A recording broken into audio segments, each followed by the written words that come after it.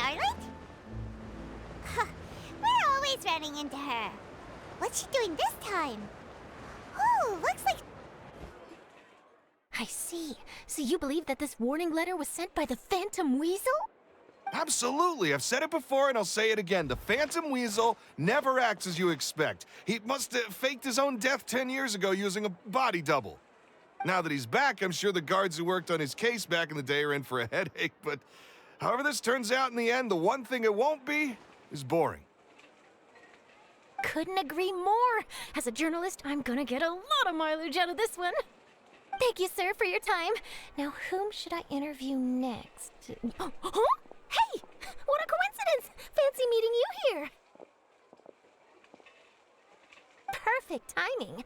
So, the Phantom Weasel's latest warning letter. What are your thoughts? Yeah, this is the first time we're hearing of this one. Could you clue us in? Huh? Oh, sorry. Yes, this case is from a decade ago. I guess you wouldn't know about it. Well, not to worry. You're in good hands because I'm a professional. The story goes like this. 10 or so years ago, a phantom thief became active in the court of Fontaine.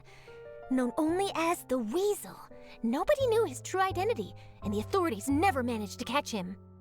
Wow, cool! He sounds like one of those mysterious night burglars that you read about in novels. Precisely. Well, except the part where they actually have a good reputation. Our Weasel targeted whatever people held dear, and no one was safe from his predations. He would just as soon steal a necklace from a rich merchant's safe as he would a toy doll given to a commoner child for their birthday. I know, the phantom thieves you read about in novels rob the rich to pay the poor, but this guy did not discriminate. Unsurprisingly, this didn't work wonders for his public reputation. Every man and his dog wanted to see him behind bars. Yeesh. So, did they catch him? Not exactly.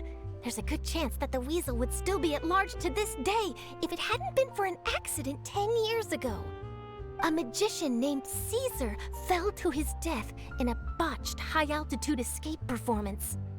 When the police went through his personal effects, they found a hoard of stolen loot and gadgets used for criminal activities. And that was how the Phantom Weasel's identity was revealed to all. Sure enough, thefts in Fontaine went down after Caesar's death. But today, 10 years on, the notorious thief has once again issued one of his warning letters and pasted it on the gate of the Opera Epiclese for all to see. I had to squeeze through the crowd this morning to get a photo as soon as I heard. Here, it's this one. So, this is the warning letter, huh? Let's see what he wrote. 3 days from now, when evening falls, I shall take from you that which you hold most dear at the Opera House, just as you did to me 10 years ago. This is, without a doubt, a clear declaration of criminal intent. After years of laying low, the Phantom Weasel is back with a vengeance. What once seemed like an open and shut case has been blown wide open again. But why has he reemerged now, and what does he want? I sense an epic scoop, and I'm going for it. Uh-oh. If this thief will steal anything that other people value, does that mean even we might be targeted?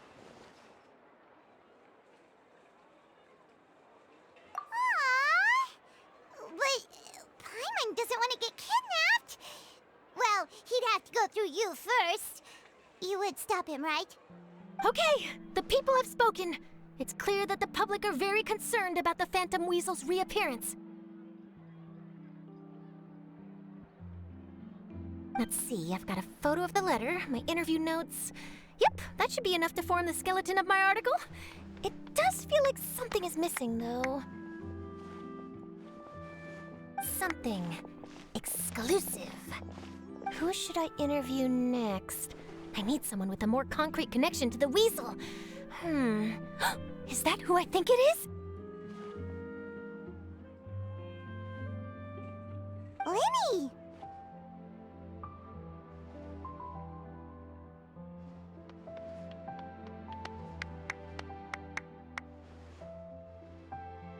Magic, Magician. Caesar! The Phantom Weasel! That's it! Let's go interview Lyney! You see, the original Phantom Thief Caesar was a magician too! And what do Phantom Thieves and magicians have in common? They both have an air of mystery about them. Perhaps there's a connection there. Are you serious? What sort of a deduction is that? Oh, relax. My journalistic instinct tells me that an exclusive news story is beckoning. Let's go. No time for delay.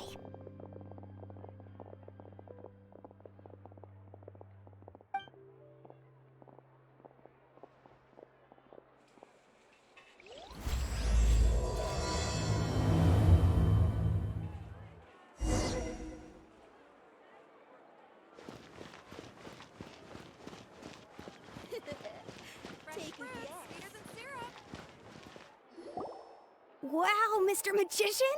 How did you know which card I picked? Oh, it's simple. Come closer and I'll let you in on my secret.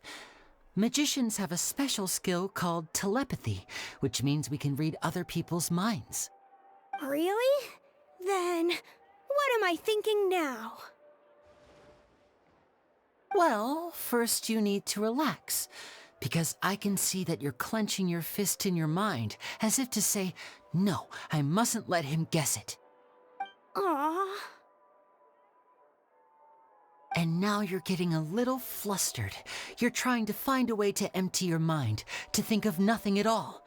But the more you try to hide a secret, the easier it'll come out. You snuck out from home today, didn't you? You told your family a little lie so you could come out and play. Now, that's not a good habit. You can tell? Oh boy, you really can read my mind. Of course. Oh, and that's the end of my performance. You should really be heading home. Remember to apologize to your family, all right? They must be worried about you. All right, got it. Bye, Mr. Magician.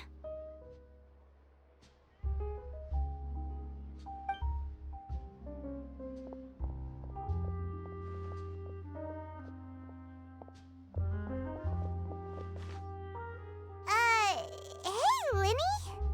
Why, hello. We meet again. Are you looking for me? What's the situation? Well, why don't you guess, Mr. Telepathic?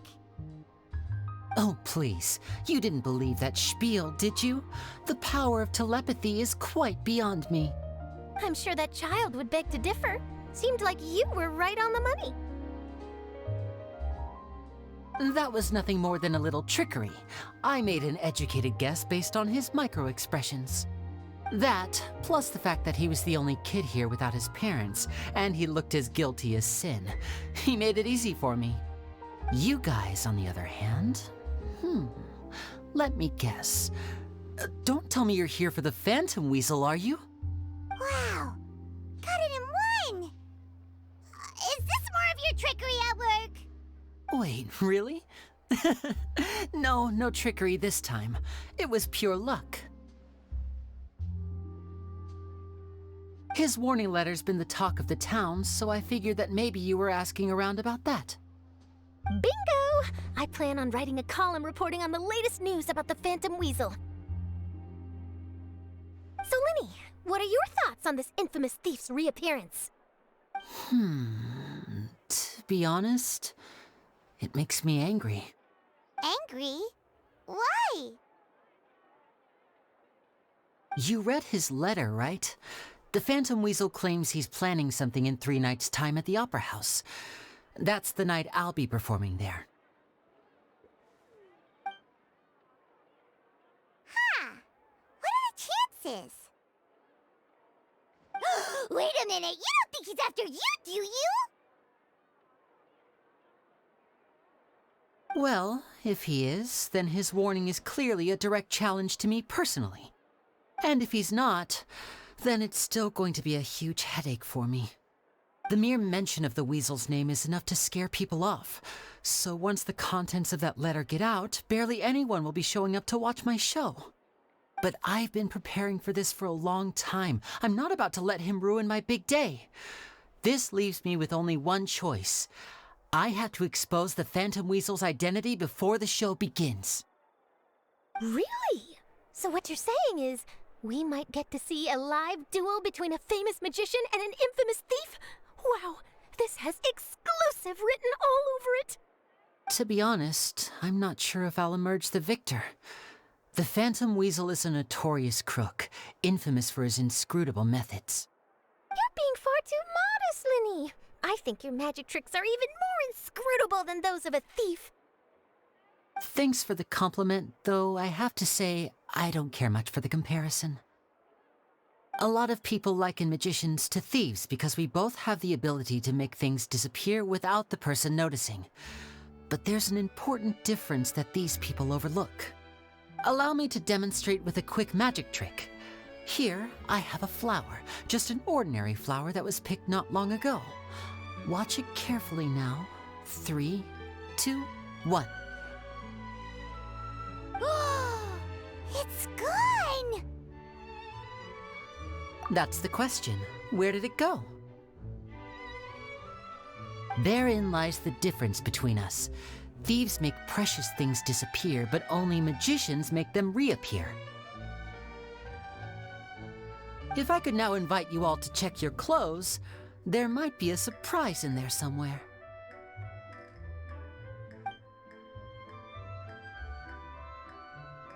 A surprise? Let me see!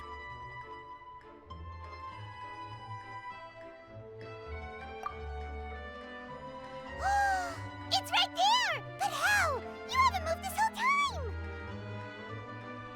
What an outstanding trick! Sorry, Lyney, it seems that my previous praise was woefully inadequate. Clearly, magic is the superior art form to theft. Don't worry, I didn't take offense. I just wanted to take the opportunity to perhaps change some of the preconceived notions you might have about magicians. Since Caesar's death, a lot of people associate magicians with criminality. It can be quite frustrating. I can imagine. Coming back to your trick just now, might I presume that you are well versed in floral symbolism? For example, magicians often use rainbow roses in their flower-related performances to represent passion and romantic encounters. But you used a Lumidu spell, which, if I'm not mistaken, allude to separations. I'm curious to know if there was any deeper meaning behind this choice? Impressive knowledge. It's no wonder you're such a successful journalist. But I'm afraid I don't know the first thing about floral symbolism. I'm just in the habit of using Lumidu spells in my magic. It sounds like something I should look into, though. I'll buy myself a copy of Fontaine's Floral Language Facts when I have some time. But it'll have to wait until this Phantom Weasel business is behind us. Well noted. In that case, this brings us to the end of our interview. I, for one, am looking forward to the final showdown between you and the thief. Please feel free to get in touch to update me on any further developments. Otherwise, I will of course see you at your show in 3 days' time, but let's hope the Phantom Weasel is caught by then. If there's nothing else, I'll be off. You've given me lots to work with here, and I've got no time to lose if I want to write that exclusive piece. I'll see you all later.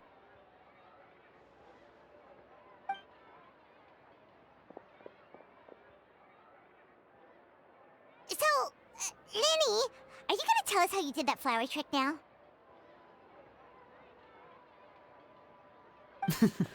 I'm afraid that's my little secret. Aww. Well, magicians are entitled to their secrets. But Paimon's really itching to know how it's done. You feel it too, right? So itchy. Not so itchy then, huh? Well, since you're so concerned, how would you like to serve as my temporary magician's assistants and help me investigate? Magician's assistants? Oh, that sounds fun! Assistants are technically magicians too! Also, it'll bring us one step closer to figuring out how that darn trick is done! Shall we go for it? Excellent. Thank you for putting your trust in moi. The first thing we need to look into is who Caesar really was. If he truly was the Phantom Weasel, that means that the weasel is dead, and whoever wrote this warning letter is just a copycat criminal. But if he wasn't the weasel? Well, that'll make things more interesting. It would mean that the weasel lives, and he's been laying low all this time in some corner of Fontaine. And if we're investigating Caesar, his fiancée Gemma is a good place to start. Word is that she visits the cemetery often, so I asked Lynette to wait for her there. We should make a move. Let's go and rendezvous with Lynette.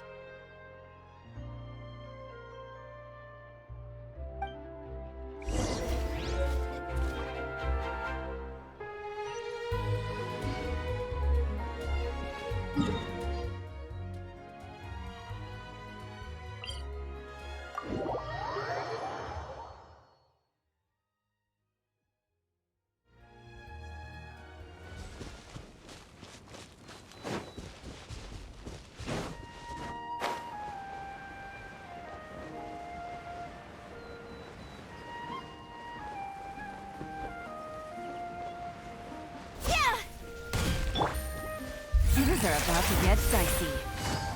Busted. Gotcha. Cha. Ah.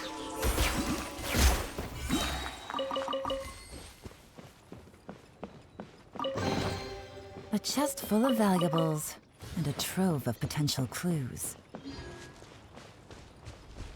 Take it easy.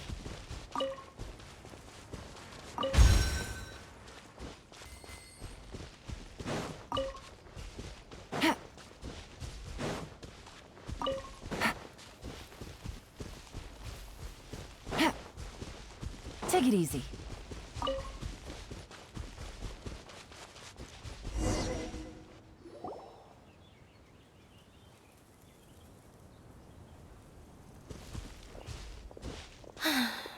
You took your time. Sorry, I bumped into the Traveler and Charlotte en route, and we ended up chatting for a while. It's been a while, Lynette. We're working as Lyney's temporary assistants in the investigation of the Phantom Weasel. Thank you. It's good to have you helping. So, what's the situation? Have you seen Gemma? Nope. I've been here a while, and she still hasn't shown up. How bizarre. Maybe it was bad intel. Well, we won't get anywhere by standing around waiting. Traveler, Paimon, let's go ask around.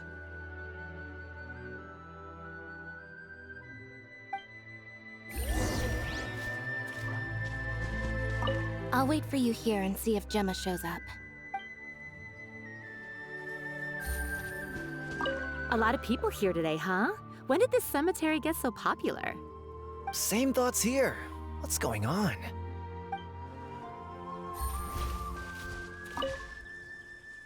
Excuse me, good sir. Do you by any chance know a Gemma? Gemma? You mean Caesar's fiancée?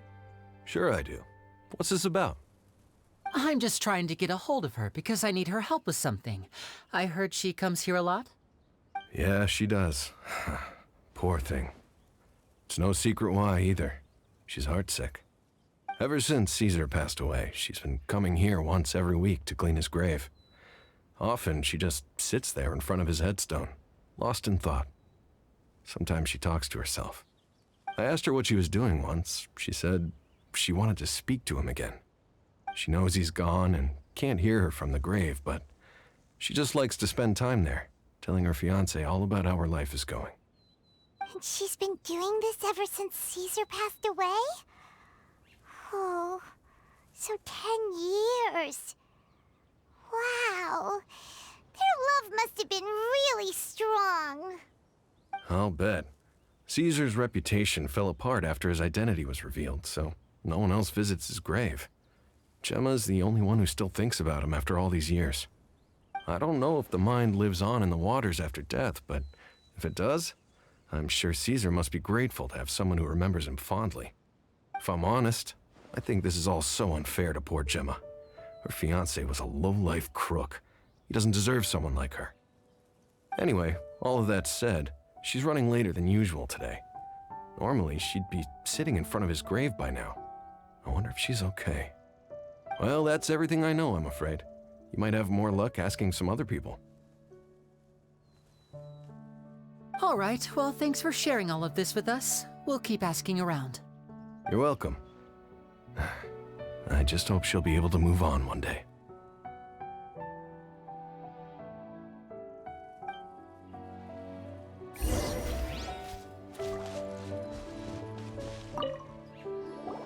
Did you hear the news? They're saying the Phantom Weasel's back. You're kidding. Wait, isn't he dead? I don't know anymore. All sorts of news flying around nowadays. I can never tell what's true and what isn't. But what if, just hypothetically, I mean, what if this weasel's the real deal and Caesar was framed? Called it. Seriously, 10 years ago, on the day it all went down, I said to myself, you know what? This guy's been set up. The Caesar I knew was a good guy. He gave balloons to children on the street, for Pete's sake. What, are we supposed to believe that he was a balloon thief or something? Give me a break. Oh, please. Weren't you the one cursing his name to high heaven when the police announced the news? You were all, that gosh darn lousy son of a, you think you know a guy, or words to that effect. Wait, did I say that? I don't seem to recall.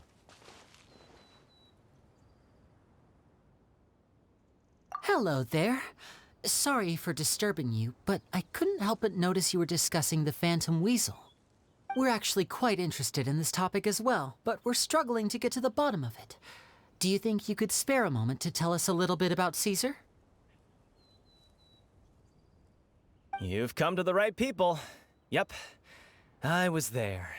Back when Caesar used to perform magic tricks on the street. He was a great magician. The best trick I ever saw him do was pop a transparent balloon, only for a whole bunch of doves to fly out from the inside. I was right up close and didn't blink or look away once. But for the life of me, I still don't have the faintest clue how he pulled it off. Really incredible stuff. I saw him perform too. He always used to bring some gifts along for the kids who came to watch his show, and he'd hand them out after he was done. Sometimes, he even got the kids to write their wishes down, and then he'd make the items on the wish list appear in his next show. Huh. He doesn't sound like such a bad guy. But after he died, there were also rumors that he used the wish list to find out what was precious to people, with the intent to steal it later. As I'm sure you know, the Phantom Weasel would steal just about anything from anyone. Whatever the case, now that the Weasel is back, Caesar's become a hot topic once more. I bet Gemma must be pleased. If Caesar's name gets cleared, maybe it'll finally give her some solace after all this time. Oh, speak of the devil. That's her over there. If you've got any more questions about Caesar, she's definitely the one to ask.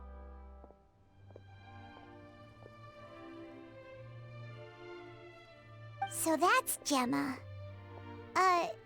Is it just Paimon, or does it look like something's wrong? Wait, it looks like she's injured. Come on, let's see if she's okay.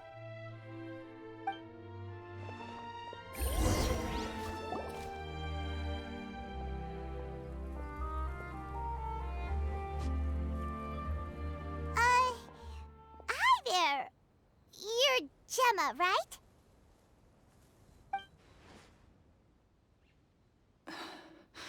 Who's asking? Don't be afraid, we mean no harm. It looks like you're injured. How bad is it? Thanks for your concern, but you didn't answer my question. Who are you, and what do you want with me? My name is Lyney, and this is my sister Lynette. My name's Paimon, and this here's the Traveler. We're investigating the Phantom Weasel. The Weasel posted a warning letter this morning. If he still lives, that means that Caesar was falsely accused. You knew Caesar better than anyone else. So if you're willing, we'd love to hear what you think about all this. I promise you can trust us. We won't hurt you. In fact, we'll do all we can to keep you safe. I never believed that he was the Weasel. Huh. I suspected as much. Okay, so going back 10 years, do you remember anything strange in the weeks leading up to the accident? Did Caesar have a falling out with anyone, for instance? No, not that I know of. Got it. All right, sorry for disturbing you. If you don't have any more questions, please leave. I want to be alone with him.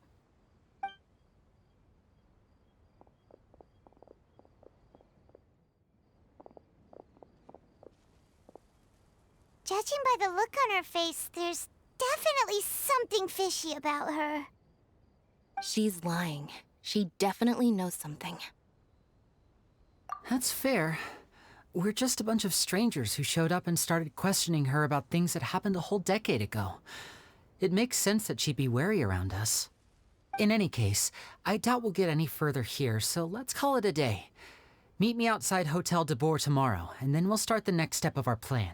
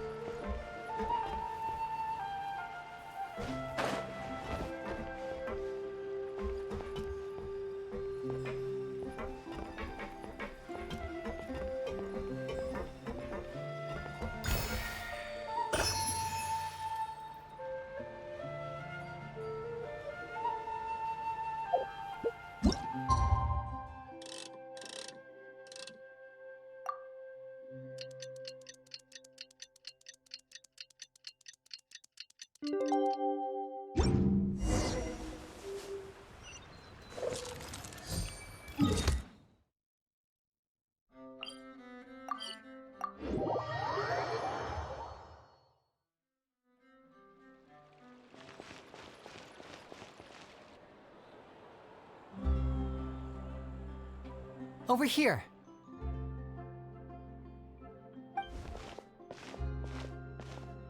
Lynette's not joining us today? I've had her follow Gemma and see if we can make any inroads with her. They should be at a cafe right now. Still, I don't think that Gemma's likely to open up to us. So, we need a contingency plan. Today, we'll be looking into a guy named Lorenzo, Caesar's former pupil and assistant. When Caesar passed away, all the stolen goods discovered in his home were confiscated and returned to their rightful owners. But Lorenzo was the only one privy to all his magic secrets, and he inherited his craft. Before long, Lorenzo was the next big magician in town, his fame surpassing even that of his master, and it made him very wealthy. He's since left the magic scene, though, and these days, he's a wealthy businessman with his fingers in a lot of different pies. I had to pull a lot of strings, but I managed to get him to agree to a couple of drinks with me. Be warned, though, I hear he's got a hair-triggered temper. We'd best be careful.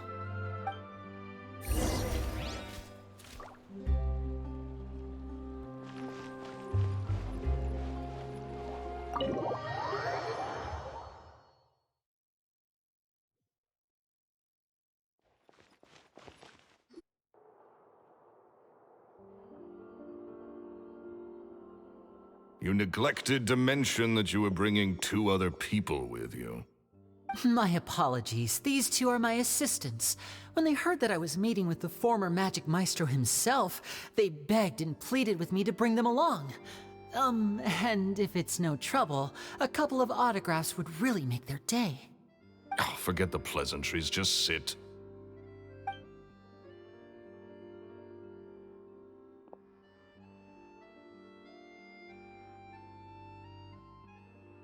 Get a load of this guy. Forget the pleasantries, he says, but he looks pretty happy about Lyney stroking his ego. I only agreed to meet since we're both magicians. Do me a favor and cut to the chase. I have more important things to do than drinking. Much obliged, sir. As it happens, the matter I want to address is also related to magic. Yesterday morning, a warning letter from the Phantom Weasel appeared on the entrance to the Opera House. He claims to be planning something for the same evening that I'm scheduled to do a magic show there. As such, I believe that I may well be his target.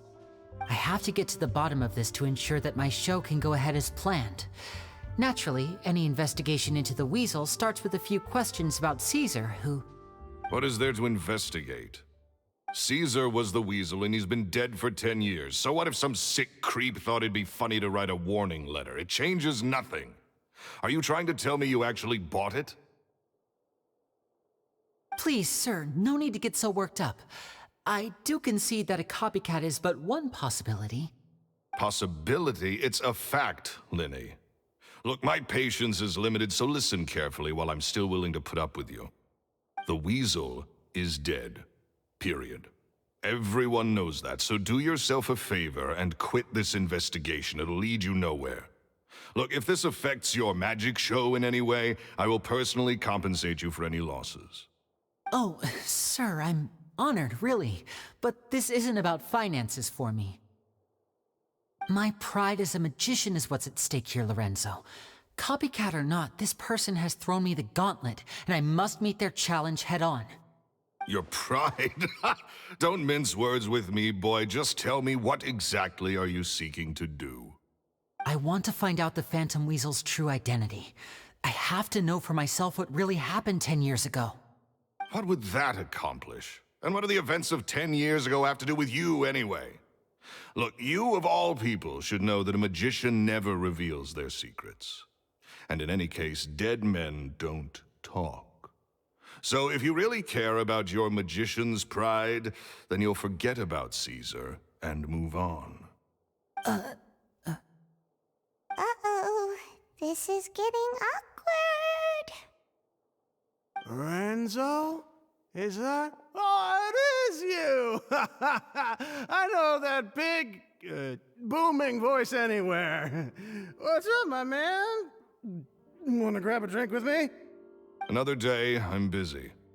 Oh, come on. You can't be all business all the time. You know what they say? Live fast, die young. You gotta learn how to kick back and relax once in a while. If I wanted your life advice, I'd ask for it. Now get out of my face and go be drunk somewhere else. Sorry, my good sir. I don't believe I've had the pleasure. Oh, hey! Edmondo. He and I are business pals. We worked together a bunch of times. This is your first time meeting him? Oh, he's always like this. Foul-mouthed and hard-nosed. Never heard a kind word out of this guy the whole time I've known him. And he wonders why he can't get a girlfriend, despite being, what, pushing 40, 30, something? Anyway, point is, a lot older than when he first got rejected by the girl he was into. And he's still into, from what I hear. Shut up and get out of my face. Another word out of you and you can forget about doing business with me ever again. Do I make myself clear? Sorry, I may have had a little too much to drink. All right, I'm gonna leave. Don't work too hard.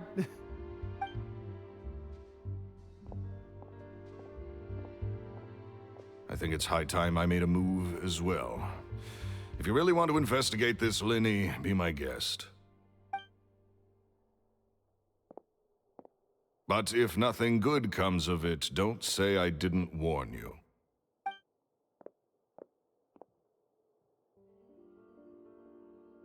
Well, that fell to pieces in a rather spectacular fashion. Any thoughts?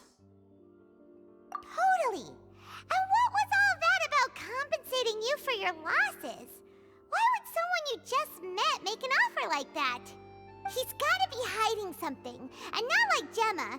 She was a little suspicious, but this guy's definitely covering something up. I think so too. We need to look into Lorenzo more closely.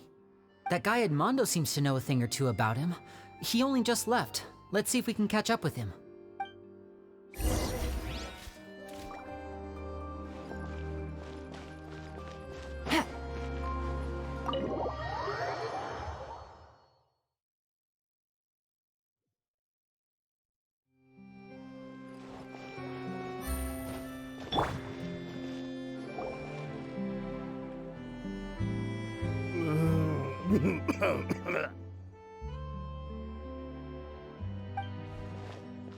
You okay there?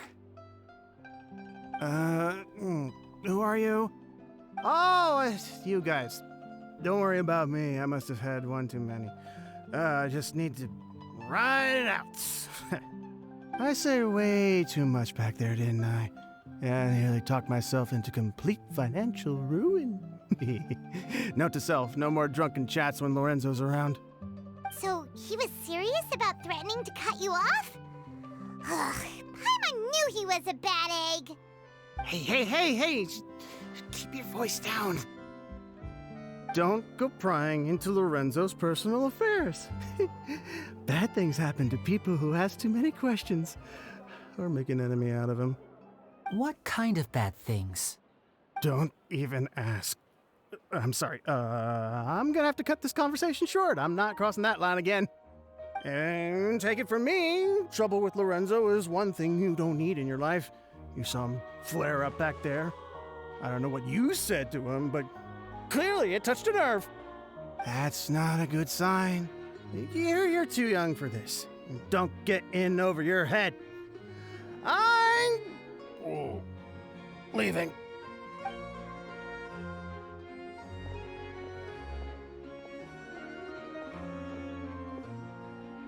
And there he goes. What do we do now, Lyney? Shh! I think we're being watched. Someone was listening in to our whole conversation. Don't say anything and don't look back. Any altercation in the city will attract the guards. We'd better take this elsewhere.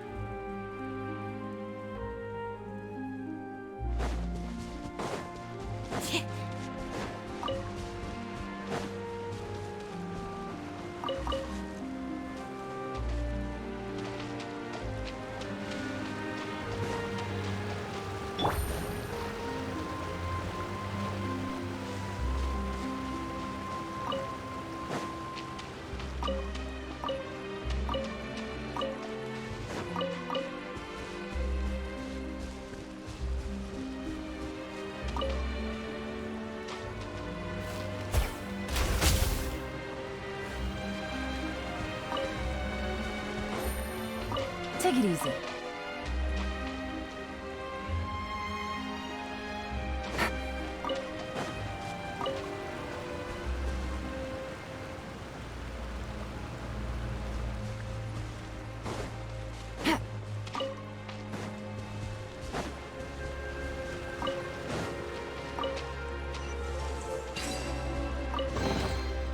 chest full of valuables and a trove of potential clues.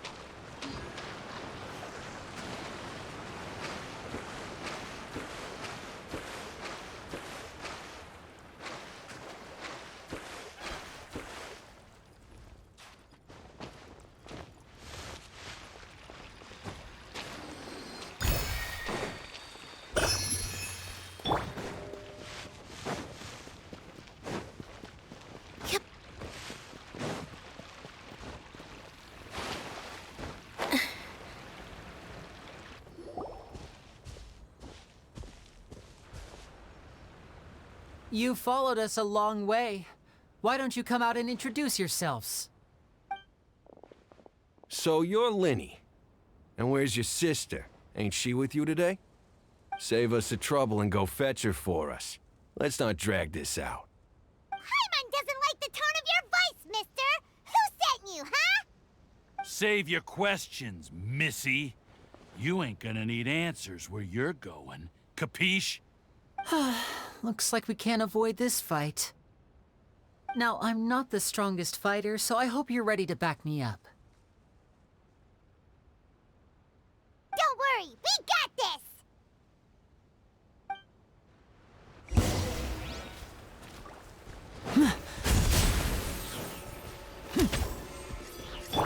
Surprise! Let the magic begin!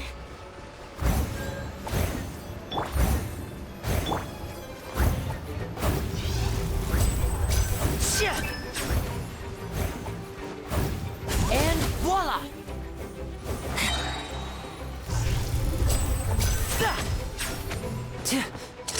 Here comes the finale.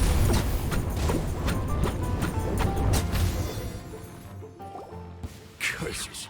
They're tougher than we thought. Vision wielders are always trouble. Intimidation ain't gonna work like it did on the lady. Come on, let's scram! Hey, wise guys! We ain't through with you yet! Oh, they got away! Did you catch what they said just before they left? Something about intimidating someone else. Sounds like they just wanted to rough us up as a scare tactic, and they've already done it to someone else, but you're right. She was injured when we saw her yesterday, and she acted like she had something to hide. Maybe she was too scared to tell us the truth because those guys had threatened her. Well, if that's the case, she should be more willing to open up to us once she learns that those thugs won't be bothering her anymore. Let's head back to the cafe and see if we can get any information from her.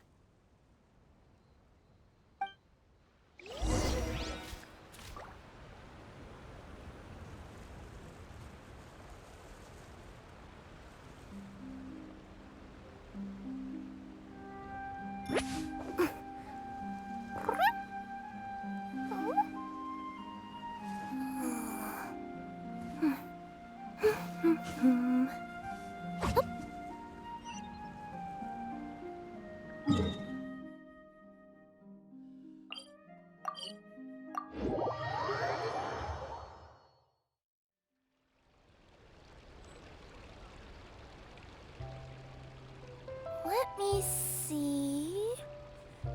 Okay, let's get going. The next location on my list is really far away.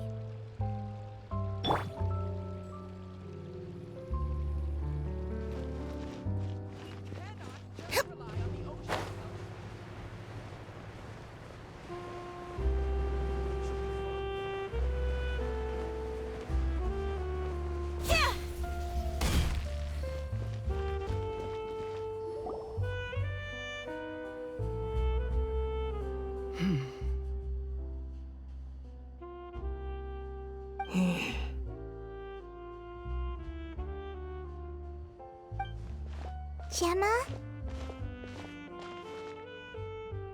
You again. What is it this time? We just ran into the men who've been threatening you, and we gave them a taste of their own medicine. So, you can relax now.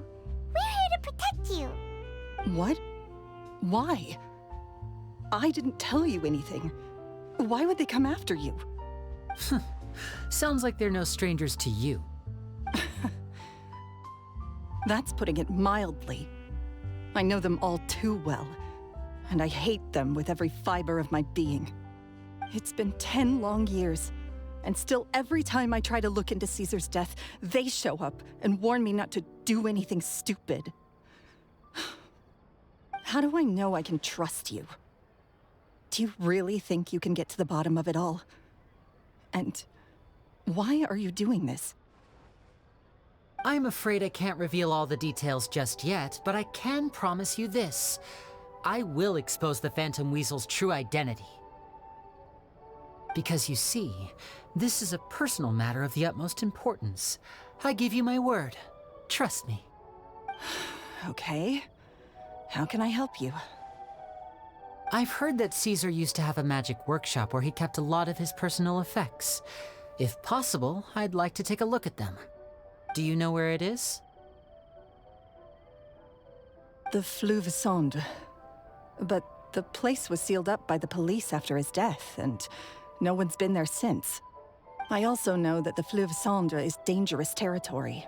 Lots of hostile groups lurking around.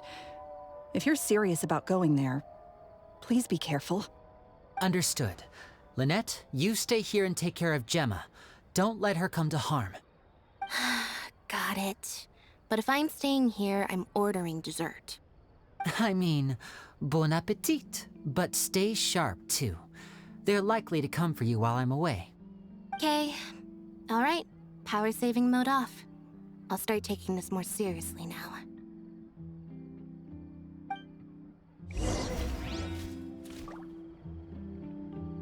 Whatever you do, please be careful.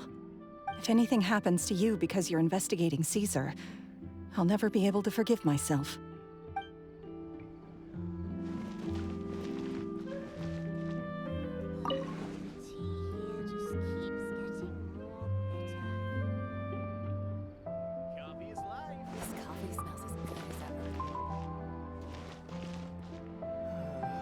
Looks like no more free coffee for me.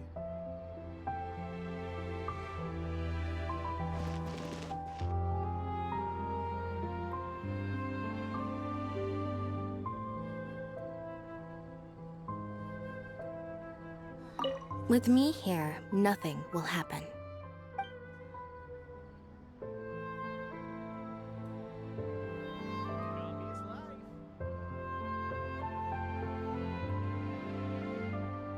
This coffee smells as good as ever. Looks like no more free coffee for me.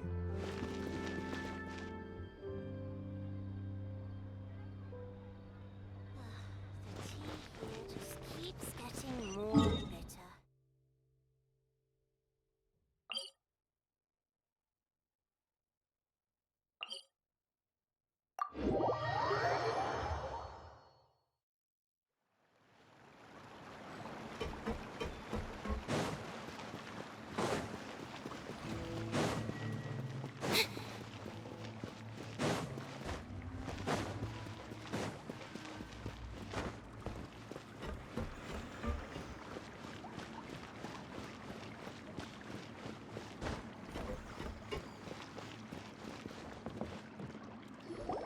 If Gemma gave us the right location, then the workshop should be right nearby. Huh.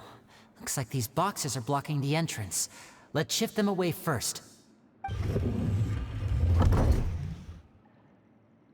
There we go. It should be just down here.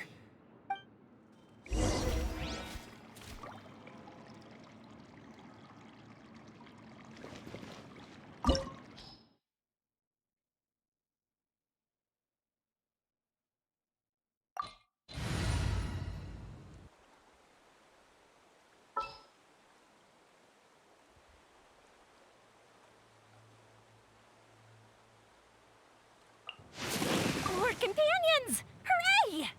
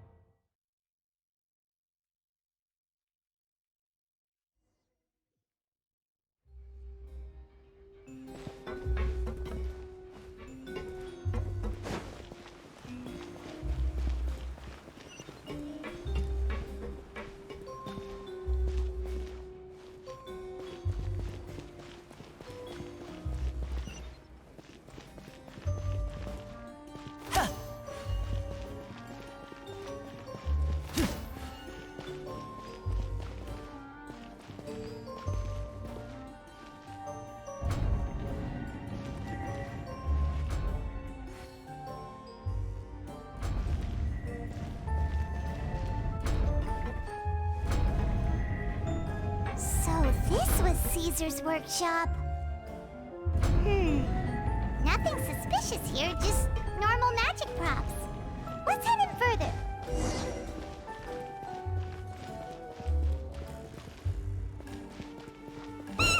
What was that? Oh, is this one of Caesar's gadgets? Guess we must have triggered some sort of device.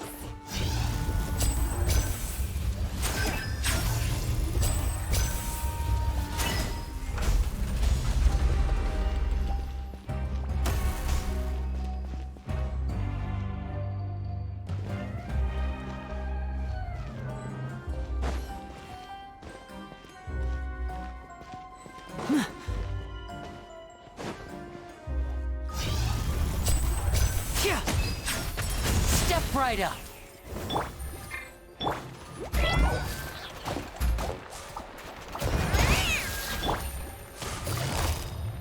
Quietly now. Busted.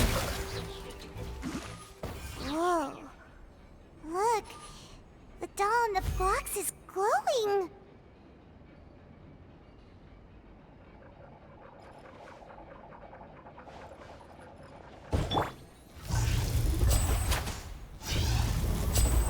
There's something written on the card on this doll. Let's take a closer look.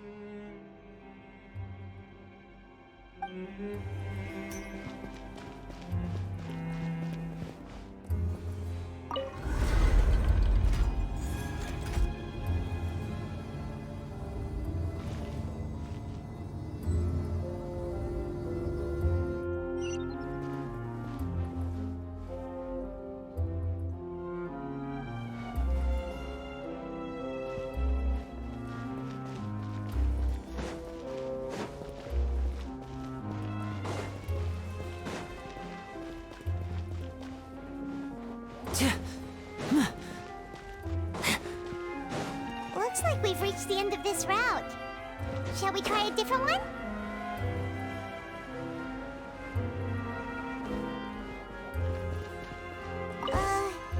These magic boxes are moving. What do we do? One of them looks different from the rest. Let's investigate.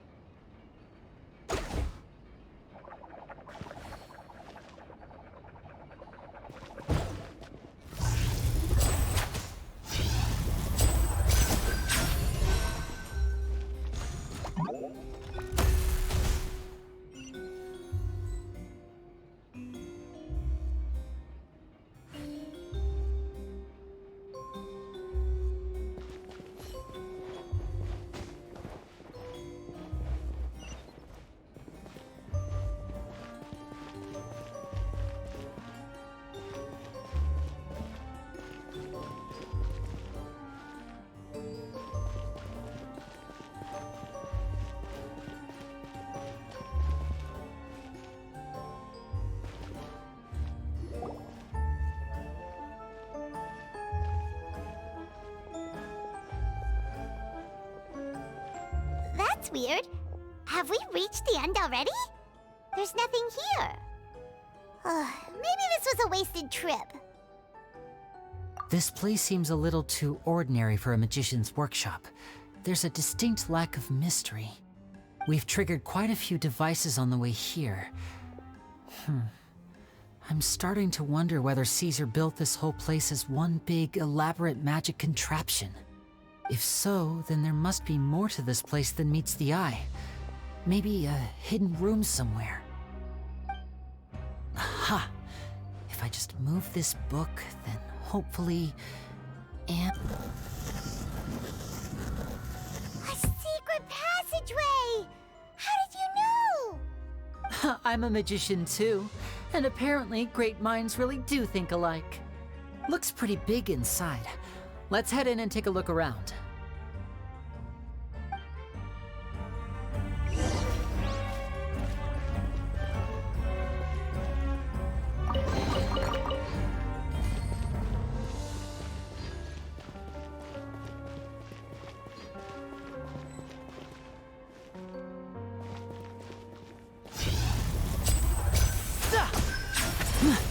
Now disappear!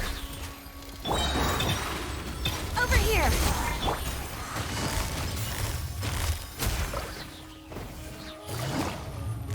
Quietly now.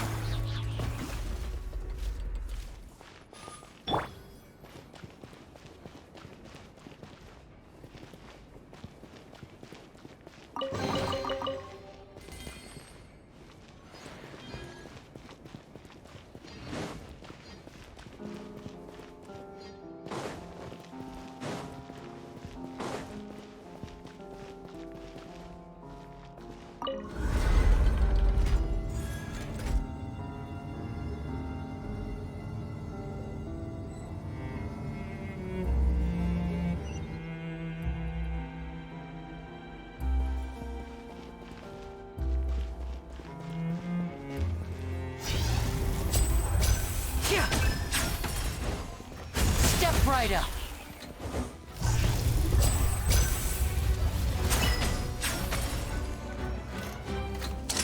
A round of applause.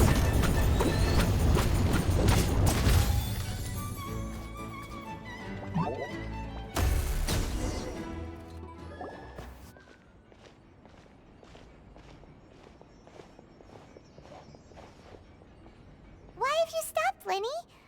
Is there some device in that box? Huh.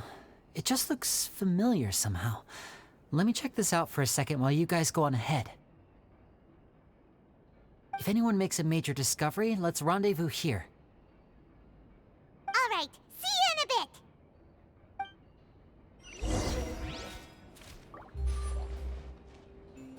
bit. The placement of this device inside. If I remember correctly...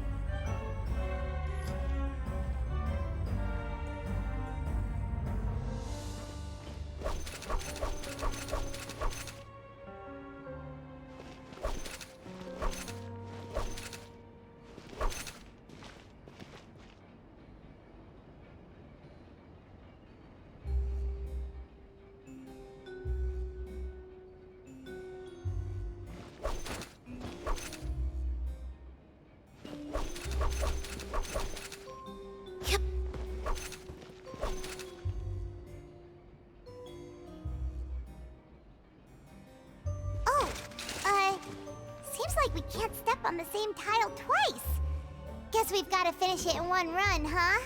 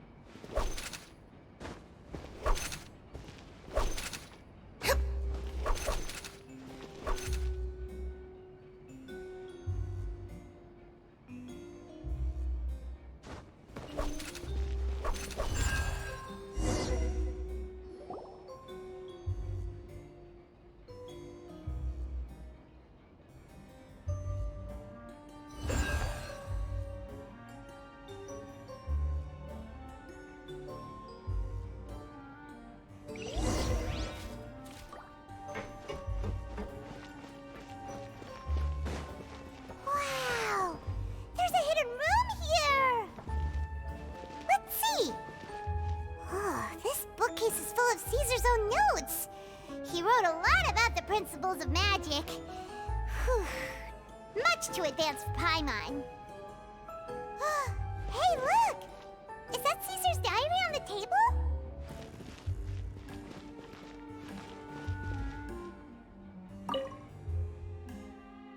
This book's thick as a brick! Let's take a peek inside it, shall we?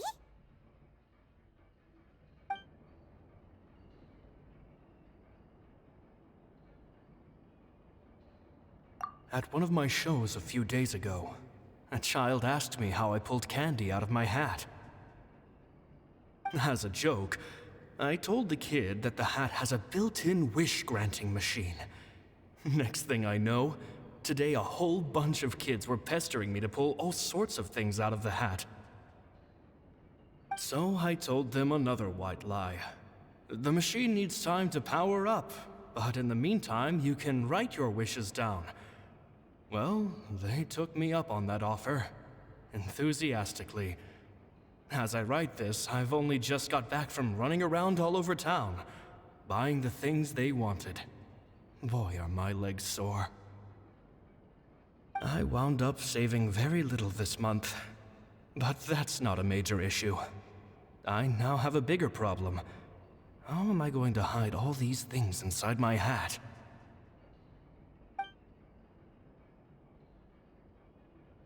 Two children came to talk to me after today's show.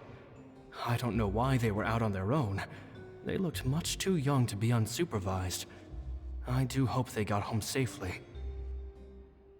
Anyway, they said that they wanted me to teach them how to do magic.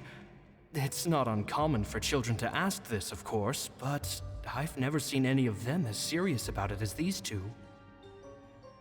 I told them that learning magic is very hard work, but that didn't faze them at all.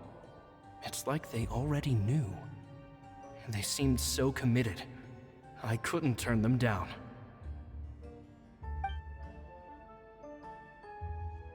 It seems like something's bothering Lorenzo lately, but he won't open up to me about it. Surely he's not upset that I agreed to teach those two children. I'll have to talk him around. I have a good feeling about those kids. They're naturally talented, and it seems like they're not new to the world of magic. They have all sorts of fantastic ideas. All I'm really doing is helping them develop a more professional standard training plan. They wanted to call me Master, but I told them they absolutely mustn't. Any magician worth their salt could have taught them what I have. They're the geniuses here. Compared to them, I don't deserve to be called any sort of master.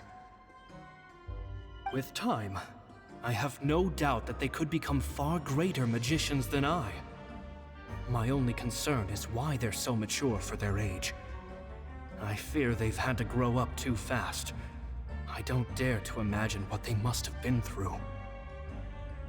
Gemma thinks so too. She doesn't like being around them. Says that their eyes are too piercing.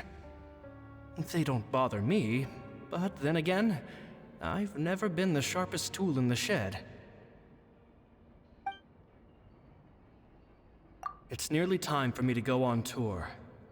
I asked the two kids if they'd like to come with me, but they shook their heads. I once overheard them talking about their father and their mission. Sounds like their parents have other plans for them. I guess we'll be parting ways soon. It's only been 10 days since I first met them, but I think that I've gotten a feel for their personalities now. They're very tough, but also very cautious, and they trust no one but each other. This, I fear, is not a good habit to have. They hide things from me too. For example, when I asked them where they live and why they wanted to learn magic, they lied. That's the thing about children. Whenever they're trying to cover something up, it always shows somehow. I can sense that their lives have been hard, possibly even dangerous too. They're not like other children. It's a shame that I can't do more to help them. After thinking things over, I decided to tell them a bit about how I see the world. It's full of lies and falsehoods, and that is why we must find our own truth. P.S. I hope they won't find my nagging annoying. Children are so opinionated nowadays. Will it do them more harm than good for someone they've only known 10 days to lecture them like that? PPS. Maybe I'm overthinking this. Children aren't interested in grand philosophies.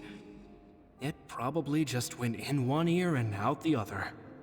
I bet they've already forgotten every word I said. Oh, Caesar, Caesar. Just mind your own business next time.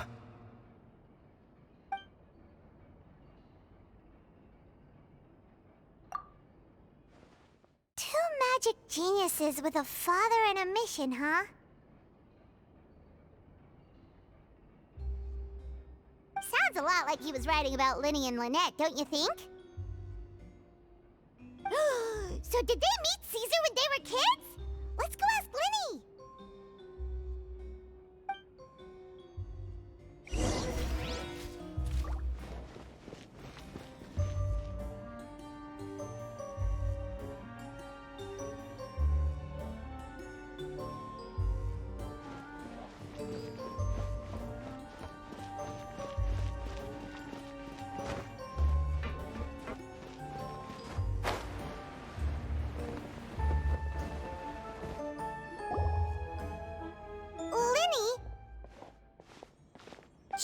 Hold that thought. As I expected, there's a lot of fishy things going on in this place. Fishy? Uh-oh, what have you found? All in good time. Before we go over our new leads, I want to tell you how a high-altitude escape is performed. First, the magician slots themselves into a magic box in full view of the audience. The box is then suspended high in the air, and a short while later, the base automatically opens. At this point, a dummy will fall out of the box, but it looks real enough to grab the audience's attention, and they start wailing and screaming. Meanwhile, the real magician, who has by now blended into the crowd, waits for a good moment to make their appearance and put on a hysterical performance. Oh no! Is that me? Did I just fall to my death? Very vivid description. Paimon can really picture it. And then what? The audience's gaze then turns to the magician, and by the time they realize what's happened, the dummy has vanished, as if everything that just happened was some sort of shared illusion. Of course, that's just how I think the process should work, theoretically speaking. The inventor of this trick never performed it successfully. When the box opened, Caesar was the one who fell out, and not the dummy. He fell right to the ground from the highest point of the opera house. No one could hope to survive that fall, not without a vision at least. And no one else has ever attempted this trick since. My understanding of how it works is just based on what I could gather from his notes and the relevant gadgets here in his workshop. So Caesar's famous high-altitude escape has never been done, huh? Paimon was about to say how cool it would have been to see it in person, but if it's that dangerous, it's probably for the best that no one else tries to do it. Wait a second. So if a dummy's supposed to drop out of the box, then where does the real magician go? How does he get out? Glad you asked. That brings us to the secret of said box. This box right here is the one that Caesar constructed himself to use in the performance, and it's not as simple as it looks. Inside, there's a device that only the magician himself would know about. Once the magician's inside and the box is lifted up into the air, the audience's view of the box is fixed at a certain angle. From where they're standing, they have a clear view of the front, sides, and bottom, but the back and the top are now no longer visible. At this point, the magician presses a button inside the box, opening a secret door out of view. He then escapes through this trap door onto the opera house roof, waits for the dummy to fall and distract the audience, and quietly returns to ground level.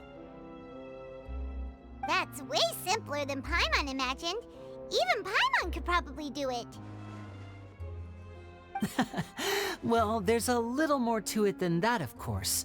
The hardest part of this trick is controlling the audience's mood and reactions. That takes an exceptional degree of showmanship. There's the falling dummy, the miraculous reappearance, the pompous performing. Maybe the magician would even have themselves tied up before it begins to strengthen the impression that there's no escape. Many days and nights of careful research and painstaking practice would have gone into this, all culminating in a performance just a few minutes long, but one that still manages to transform the shock and grief of a tragic accident to the joy and laughter of a mesmerizing magic trick.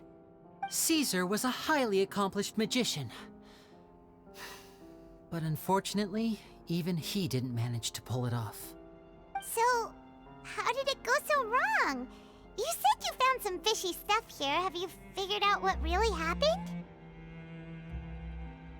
I can make a pretty good guess. I looked into the case files.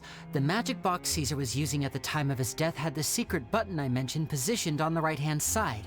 And sure enough, he always used his right hand as his dominant hand in public. Okay. Nothing suspicious there. But here's the strange thing. Most of the devices in this workshop have the mechanism on the left-hand side, including this box right here, which leads me to believe that Caesar was in fact left-handed. Because a magician can't afford to have their most basic habits stand out too much. People naturally focus their attention on the most important details of the task or situation at hand. But a magician needs to be able to redirect an audience's attention at will so as to avoid arousing their suspicion. The essence of magic is getting people to believe a lie. If even the truth raises eyebrows, the falsehoods become all the more difficult to mask. And so, Caesar trained himself to use his right hand to align with his audience's expectations. Great magic always requires sacrifices. But in his most stressful and nerve-wracking moments, and when no one was watching, reflex would kick in and he'd use his left hand. That's why he set his gadgets with the mechanism on his left. Exactly. I think that's likely what happened. Caesar would have been under a lot of time pressure during the escape. He'd have had mere seconds to open the hidden compartment, retrieve the dummy, then open the secret door and make a swift escape. But I'm sure he was confident. He would have rehearsed countless times to the point where it was second nature. He'd barely need to think about what he was doing because muscle memory would guide him through. So he opened the compartment, took out the dummy, checked everything was in order, and then went to leave. With his left hand, he reached for the button, and suddenly, his heart skipped a beat. It wasn't there. Much like when you reach for your keys but find your pocket empty, his mind needed a moment to process what was going on. Instinctively, his left hand would keep feeling around for the missing button, maybe for another second or two, until the bottom of the box gave way. With the stakes being as high as they were, just a 2-second delay cost him everything. The authorities would find nothing suspicious and conclude that his death was due to his own error. When in reality, someone switched the boxes, and they did it to murder him. But how would they be able to make the switch without being noticed? That would be difficult to pull off, no? It would have to have been someone who knew that he was left-handed and who could move his props around without arousing suspicion. Someone who was always by his side. Isn't that right, Lorenzo? You just couldn't let sleeping dogs lie, could you? There's not a lot of people who'd go to all this trouble for some magician who died 10 years ago. I didn't want to have to do this, you know. Silencing you the hard way just creates more problems for me to deal with. But I gave you your chance. I hoped you'd do what's good for you and back off like the lady, but you disappoint me. You mean Gemma? So you are the one who's been threatening her! Yes, although however stubborn she might be, she was never much of a liability. But you people, you never even knew him, but for some reason you just wouldn't drop it. Which is why you can't leave this place alive. Take them out, and make it quick. Do your worst!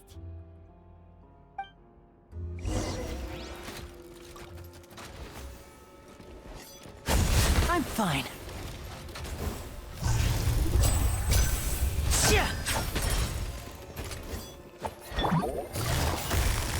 Gotcha.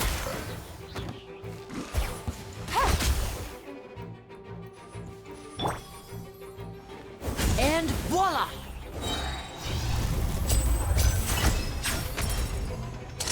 Here comes the finale.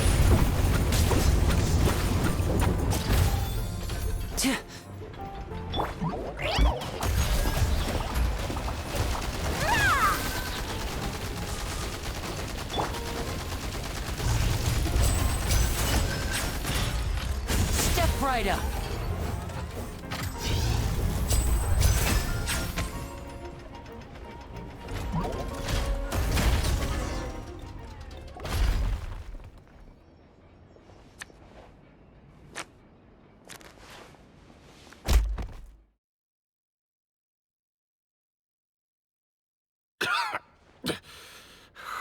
You kids are tougher than you look.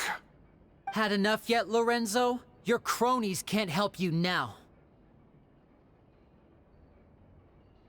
I think it's high time you started talking, and what I'd really like to know is, why did you murder Caesar?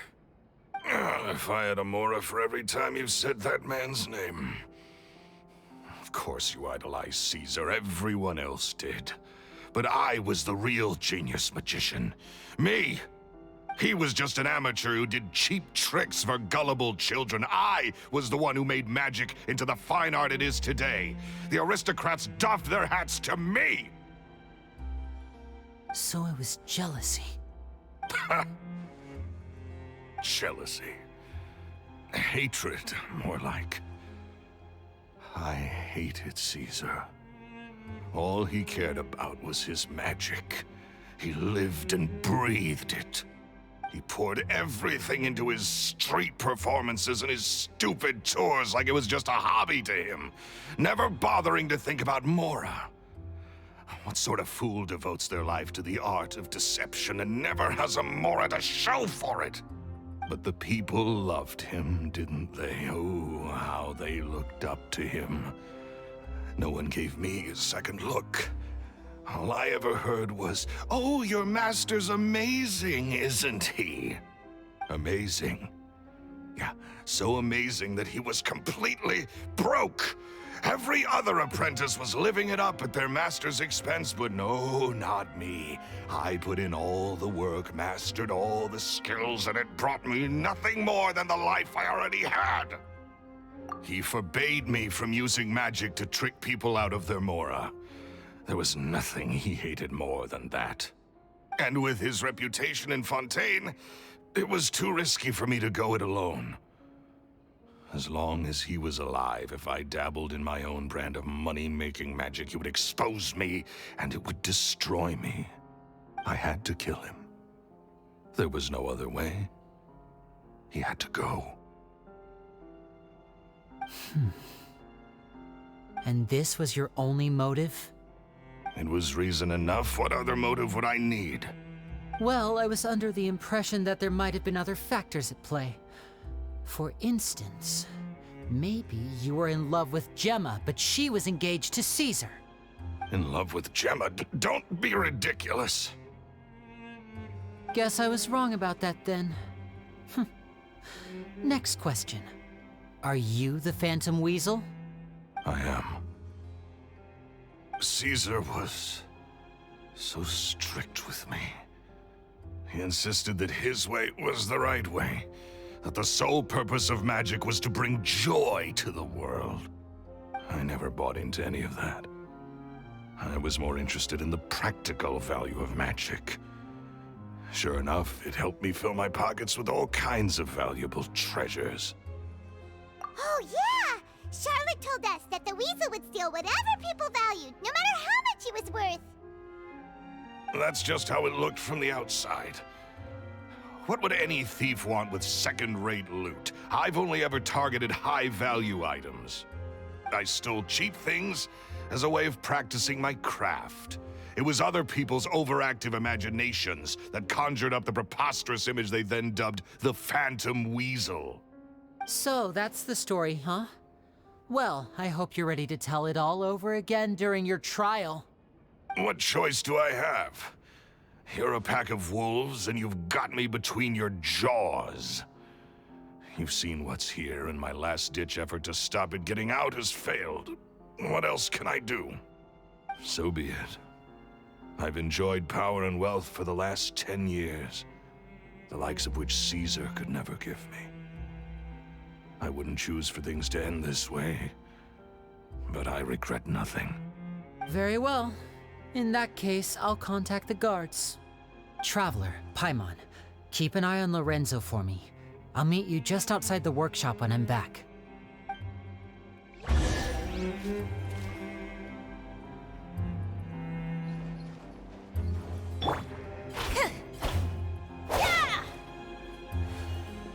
At least I can finally stop looking over my shoulder now.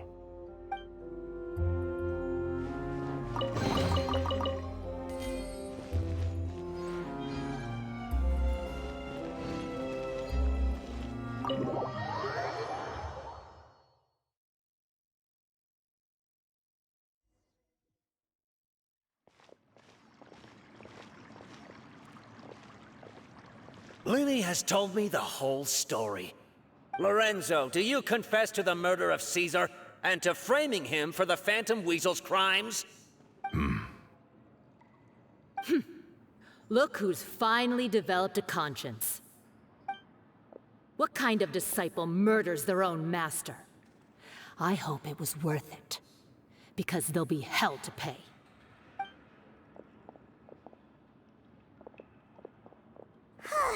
Looks like it's all over. What should we do next, Lyney? Should we start preparing for your show? Let me think. Let's rendezvous with Lynette and Gemma first. With Lorenzo in custody, Gemma will no longer have to fear for her safety. Good point! We should go tell Gemma the good news right away! It'll give her some peace of mind for sure!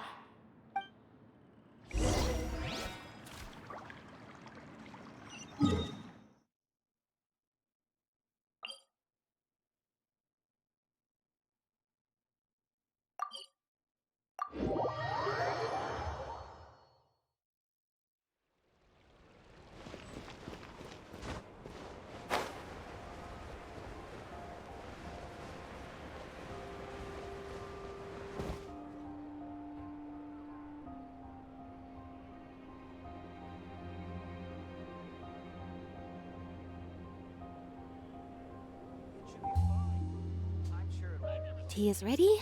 Now it's time for a short rest.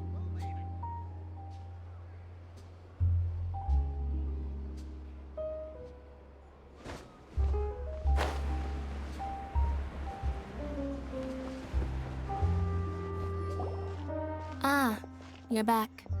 You were so quick. I've only just finished my third dessert. Your third? Lynette, come on, we've talked about this. Everything in moderation.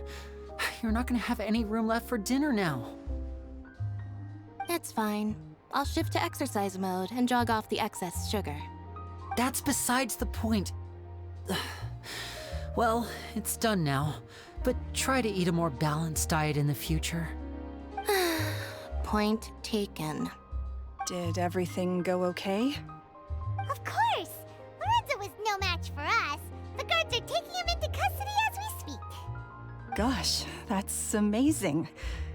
I'm sorry, I still didn't know if I could trust you, but now it seems I can. I had my suspicions about Lorenzo, but It's okay, we understand. He did threaten you. Paimon would find it hard to trust strangers in your position, too. But you don't need to be scared anymore. Everything's gonna be okay. sorry. My emotions are all over the place right now. I've been waiting for this day to come for so long. I always wanted to report Lorenzo. He took all of Caesar's property, which I found suspicious. But I had people watching me all the time, so I couldn't risk looking into it. I was so afraid. I was scared he'd do something terrible to me, and then no one would be left to visit Caesar's grave. So I never had the courage to speak out. Thank you all. Truly. Thank you so much.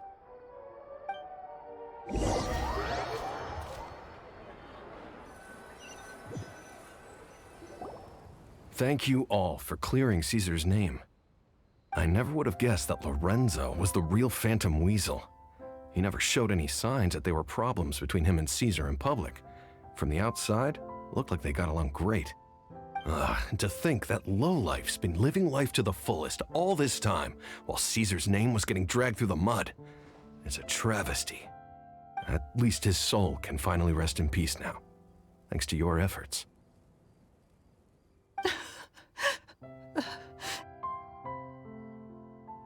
If only I'd realized before it was too late. Don't blame yourself, Gemma. This isn't your fault. Yeah, you still have the rest of your life to live. Caesar wouldn't want to see you spending it feeling guilty. Cheer up, Gemma. My brother's doing a magic show at the Opera House tomorrow evening. Would you like to come along? It might raise your spirits. This show will be a special one. We're holding it in Caesar's honor. In Caesar's honor? Really? Oh, thank you. I'll be there. Great. We'll see you tomorrow evening. Traveler, Paimon, don't be late. Don't worry, we'll be there. No way are we gonna miss out on a free magic show. Wait, Paimon feels like we're forgetting something. Oh yeah, Caesar's diary! We never found out if the two kids Caesar taught magic to were Lyney and Lynette or not. Lyney changed the topic back in the workshop, so we didn't get a chance to bring it up. Oh well, guess we'll just have to ask Lyney tomorrow evening. I've spoken many choice words about Caesar over the years. I'm so ashamed of myself now. He was such a good man.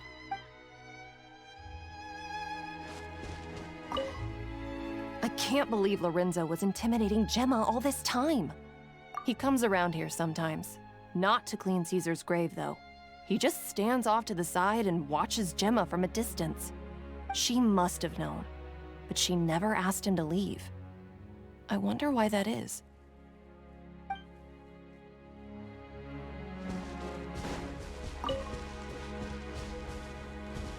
It may take some time, but Caesar's reputation will be restored now that the real culprit has been captured. Looks like Gemma chose a good man after all.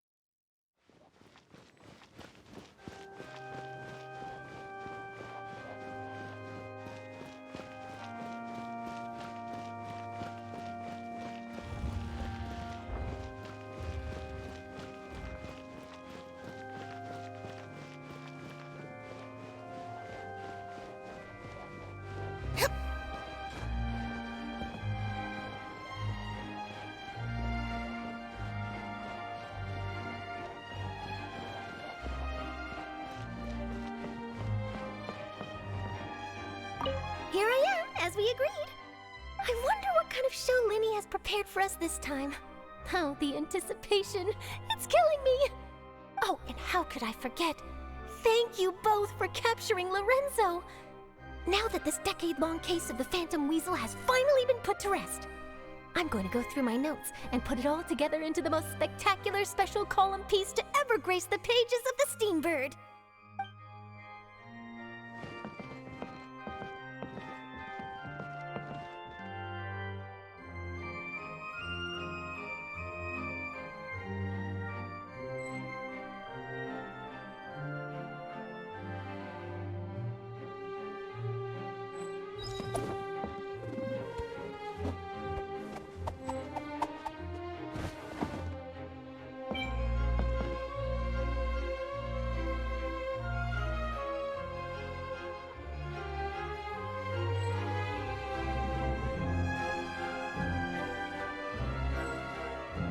Seems Lyney is saying some strange things again. It's really worrying.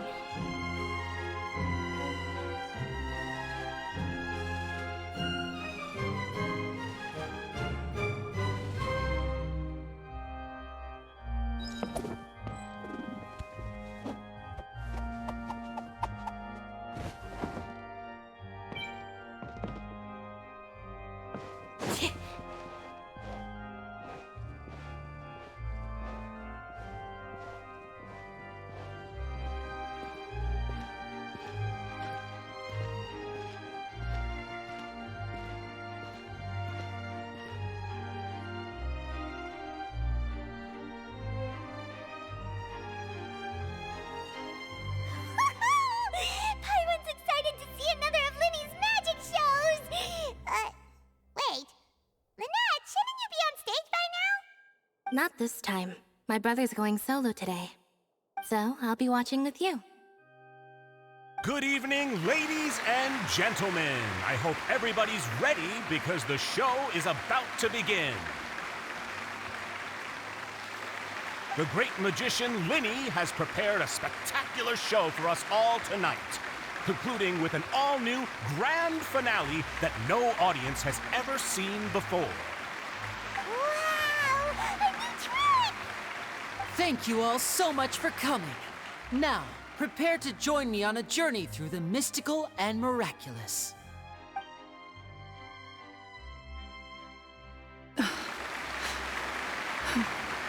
Exciting stuff, isn't it? Yes, it's just... It reminds me of him. No wonder. Caesar was a famous magician too. So, how did you two first meet, Gemma?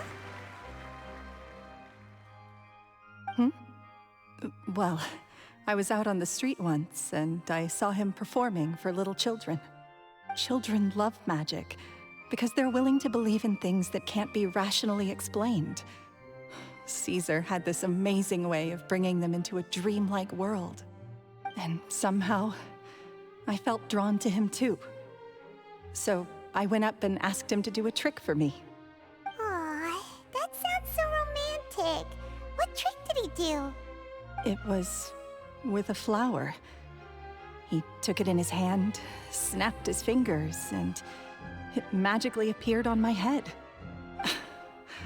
I was so happy that day. No one had ever given me a flower before that. Oh, that's so cute!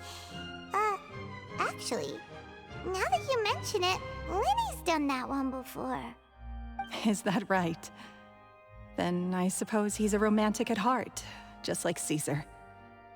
So let's treasure the time we have with him. After all, you never know when the people dearest to you might be... That's right. It's all over now.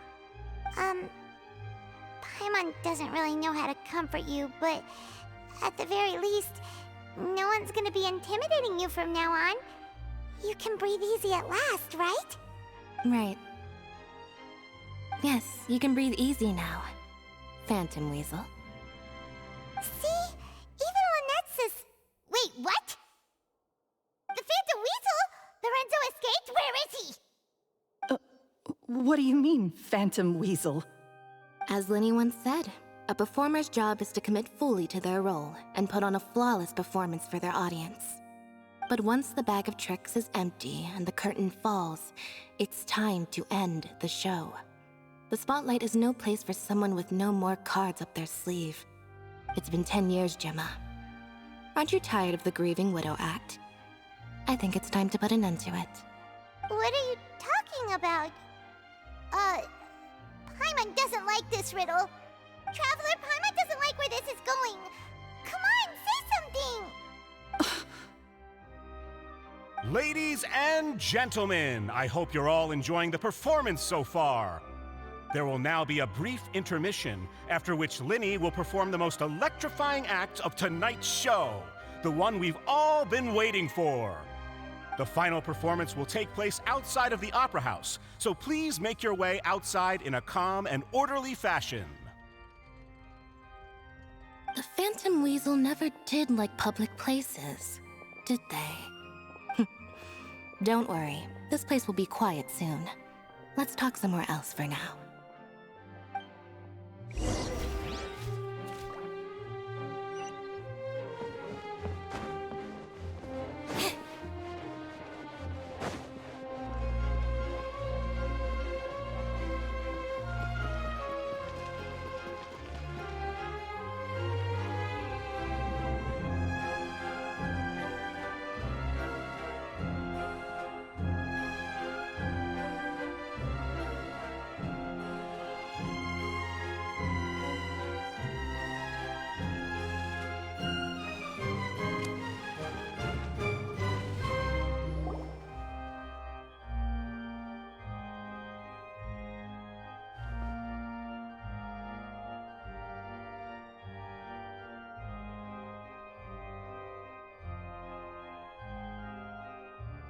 Dear me, this is awkward, isn't it? And unfortunately, I'm all out of gadgets, so I'm afraid I can't do any tricks to liven up the mood.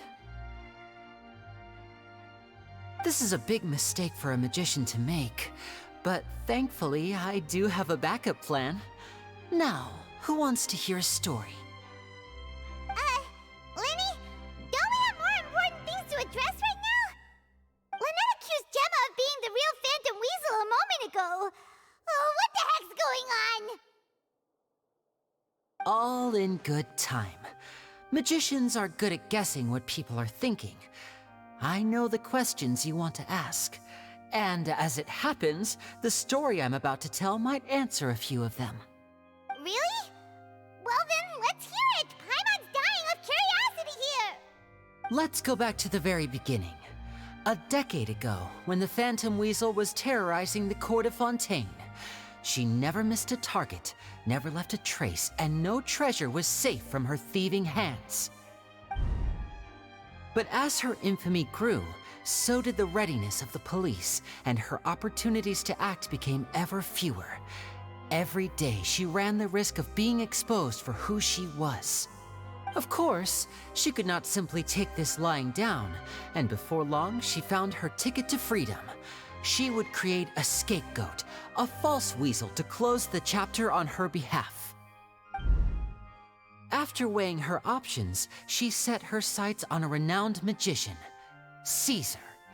After all, magic and theft shared enough similarities for people to buy the story when the truth came out. So then what? Being the master deceiver she was, the weasel easily earned Caesar's trust. Now, all that remained was to frame him for her countless crimes. But as she was considering how to make her move, she noticed Caesar's aggrieved pupil, and a new thought entered her mind. Maybe I don't need to get my hands dirty after all. At her encouragement, Lorenzo tampered with Caesar's magic box, causing him to fall to his death. Afterwards, Lorenzo seized his master's property, and the weasel set about tarnishing Caesar's reputation. Two co-conspirators committed the perfect crime.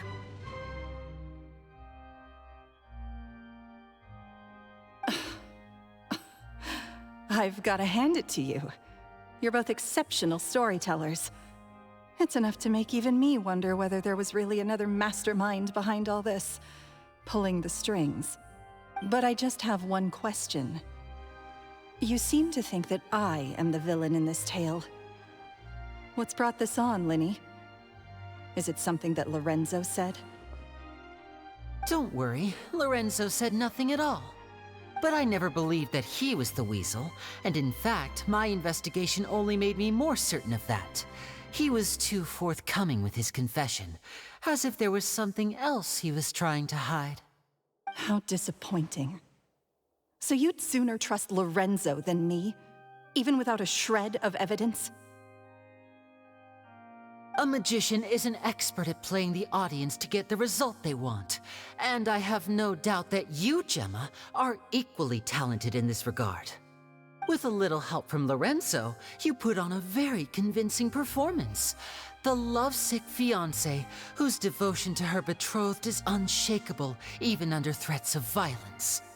Caesar was maligned and hated by all for 10 years, but you? Everyone sympathized with your plight. Who would suspect for 1 second that the lovely young lady always seen weeping in front of Caesar's grave was actually the mastermind behind his demise? No, not that poor lady. Perish the thought. Wait, so you mean the whole intimidation thing was just a hoax? Gemma and Lorenzo were both in on it? But why would Lorenzo agree to that? And why didn't he sell her out even at the end instead of admitting to being the weasel himself? Yes, why indeed? Maybe Gemma herself could enlighten us on that question. Well, Lyney, if you're so confident in your version of events, then I think the answer should be obvious. Having killed Caesar with his own hands, Lorenzo was plagued by overwhelming guilt. Revealing the Phantom Weasel's true identity would serve no purpose. But if the Weasel remained free, then she could take care of Lorenzo's loved ones. An excellent answer, though sadly a little dull. Is that right? Well, don't let me bore you. If you'd care to change the topic to something more interesting, I'd be much obliged. As a matter of fact, there's one thing I'd really like to understand. Why would the real weasel have targeted things that only have value to other people? Could you shed any light on that? Of course. After all, we're just telling stories here, aren't we? If I had to guess, I would say that the real weasel must have had a terrible childhood. Left to fend for herself after her parents died young. Betrayed, scorned, beaten. She'd scrounge waste paper from garbage bins to draw on, using twigs and dirt for lack of ink and pen.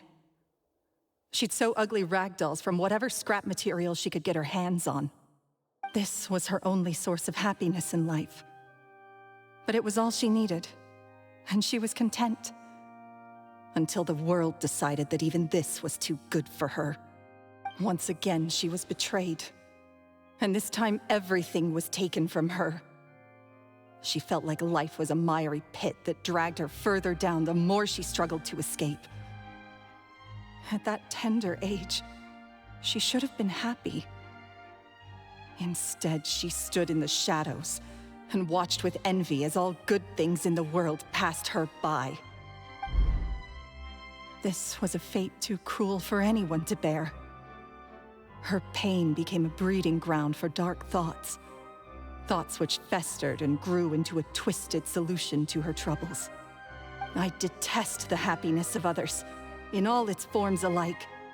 I will rob them of everything they hold to be good and true, and it will fill the void in my soul. That's some pretty heavy stuff.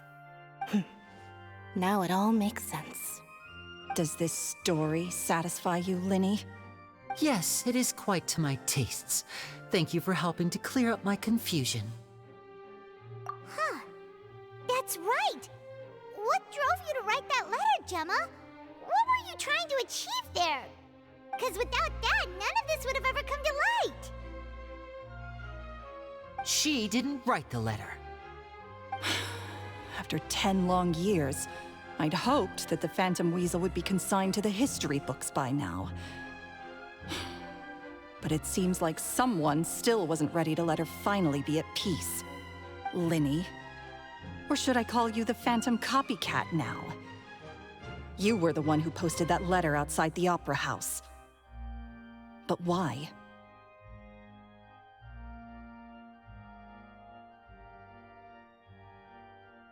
Very sharp, Phantom Weasel. Still as shrewd as ever. Well, no need for me to be coy about it. Our goal was to clear Caesar's name. The most straightforward way to change the public's impression of Caesar was to force the Weasel to show themselves. That's it? You had no other agenda? Of course we did. We made it quite clear in the letter, I believe. I shall take from you that which you hold most dear, just as you did to me 10 years ago. 10 years ago? You mean Caesar's death? You met him? Wait. Oh, I get it. You were those two obnoxious kids. It's been so long, and you're all grown up now. I didn't recognize you. He taught you magic back then, didn't he? For what, 10 days or something? And you went to all this trouble. Why? Because you feel like you still owe him something? We remember all our debts, however great or small.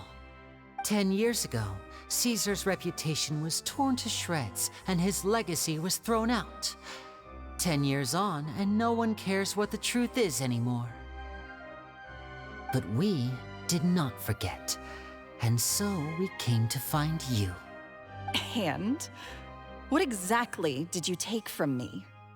I'm still standing, as you can see. Lorenzo has admitted to everything. I'm free. Free? Do you really think so? Caesar once told me that even though the world is filled with lies and falsehoods, we must find our own truth. I think that applies to you too. Truth can take many forms. Prized possessions with nostalgic value, fervent hopes and dreams, and irreplaceable people. Life took many things from you, and those wounds never healed. When they ached unbearably in the dead of night, stealing became your way of numbing the pain. What are you trying to say? I'm saying that for the last 10 years, you've been living a rather uneventful life. Perhaps that's because you found something other than a life of crime to fill the hole? Back to Lorenzo for a second. He murdered his own master, played along with your act, and took pains to make sure any suspicion would be directed towards him. But what did he have to gain from all that? He knew who you were and the things you'd done, and despite that, he was willing to give everything up for your sake. He's the reason that you haven't felt the compulsion to steal in all these years. You're more than just accomplices in murder. You're the only real friends each other has. So I think you know, deep down, that he is the only truth you have in your life. But that truth is gone now, and I guarantee you, you'll never see it again. Congratulations on your freedom, Gemma. Your freedom will cost you dearly. From now on, you'll be all alone in a world full of lies and falsehoods. I do hope you'll be able to bear it. You've still got a long life ahead of you after all. Gather round, one and all. The time has now come for the amazing Lyney to perform his final act in tonight's show. I'm sure you're all wondering what he has planned for the grand finale. Well, wonder no more, for the answer is a death-defying high-altitude escape. A high-altitude escape? I'm sure you all remember the magician Caesar. This was the very trick that led to his fatal fall, after which he was dubbed the Phantom Weasel. But we have now learned that Caesar was wrongly accused. and that the real Weasel has now confessed to their crimes. Guess that's my cue to leave. Whew. I've been practicing this one for ages now, but I'm still a little nervous. Traveler, Paimon, I hope you enjoy the rest of the show. There may be a lot of people watching tonight, but you alone are my true witnesses.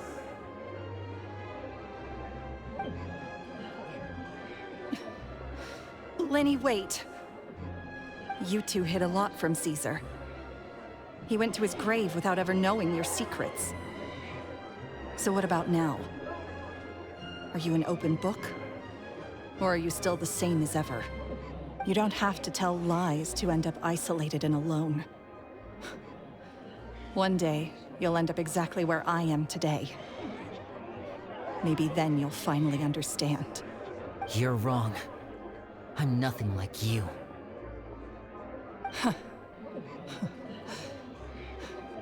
So, what are we, doing now? Like Lyney said, when you're ready, let's head outside and watch the show. But what about Gemma? She'll figure out what's best for her soon enough. Oh, and if you'd like to see Lyney after the show, you know where he'll be. The usual haunt. All right. Well, let's go and watch Lyney's finale then. This trick's a pretty dangerous one, but he should be able to pull it off, right?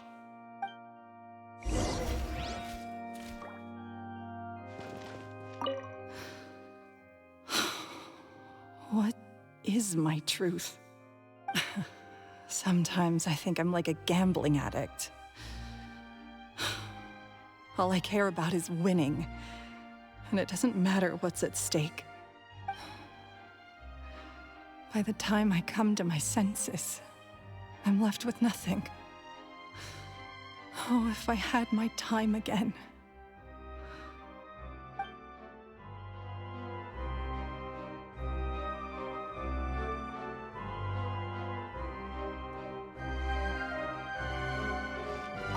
Magicians are not like thieves.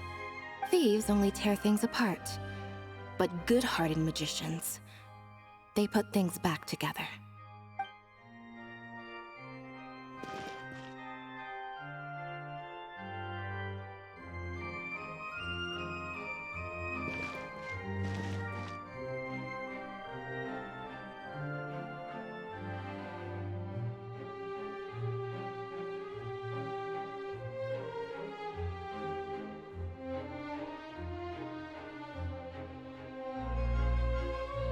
Entering standby mode.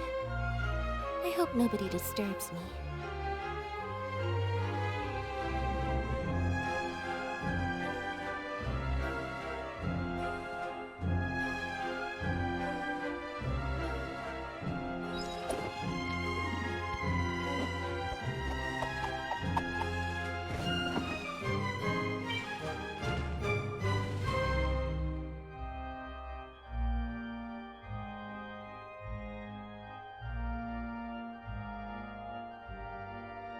Tea is ready. Now it's time for a short rest.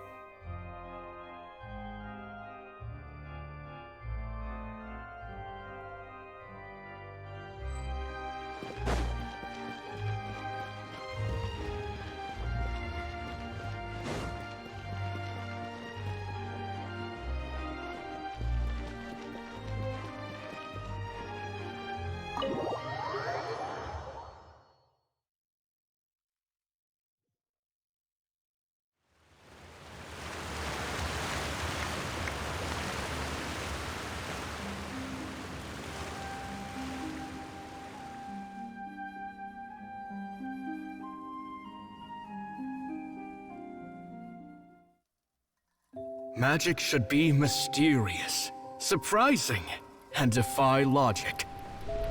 Magic is hard work. Every single movement has to be practiced thousands of times. It's alright. We're used to that.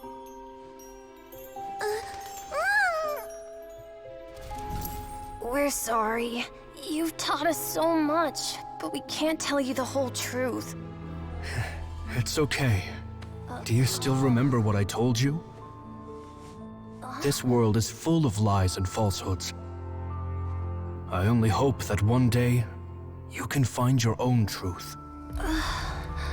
What about you? Have you found your truth? Magic is my truth. I want to perform a magic trick so great that people will always think of me when they talk about it. For a magician, what greater honor could there be? Look!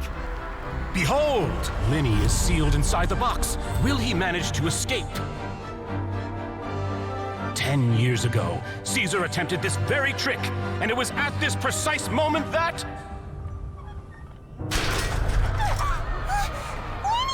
Watch out!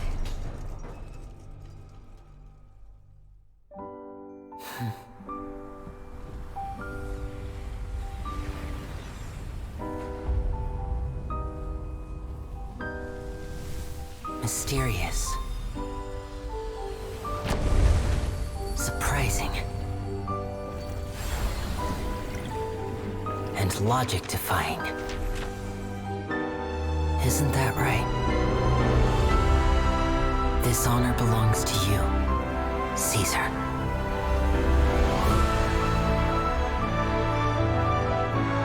I'm just sorry it's a little late.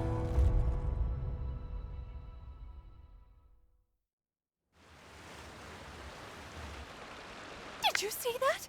1 minute he was falling, and the next, he turned into flowers.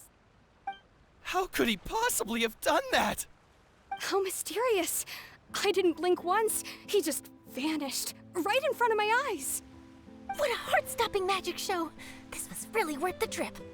Caesar's name has finally been cleared, and Fontaine's new star magician Lyney has fulfilled a wish on his behalf. Oh, I couldn't ask for a better grand finale. It will make a great headline for the Steambird tomorrow, even if I do say so myself. Whew. Looks like everyone really loved Lyney's grand finale. Paimon doesn't see Lyney anywhere. Where'd he go? Oh, Lynette said he'd be waiting for us at the usual hunt. But, oh, you mean the one where Caesar's buried? Yeah, that's probably it. This whole magic show kinda seemed like Lyney's way of saying goodbye to Caesar. So it makes sense that that's where he'd be afterward. Alright, let's go look for him there.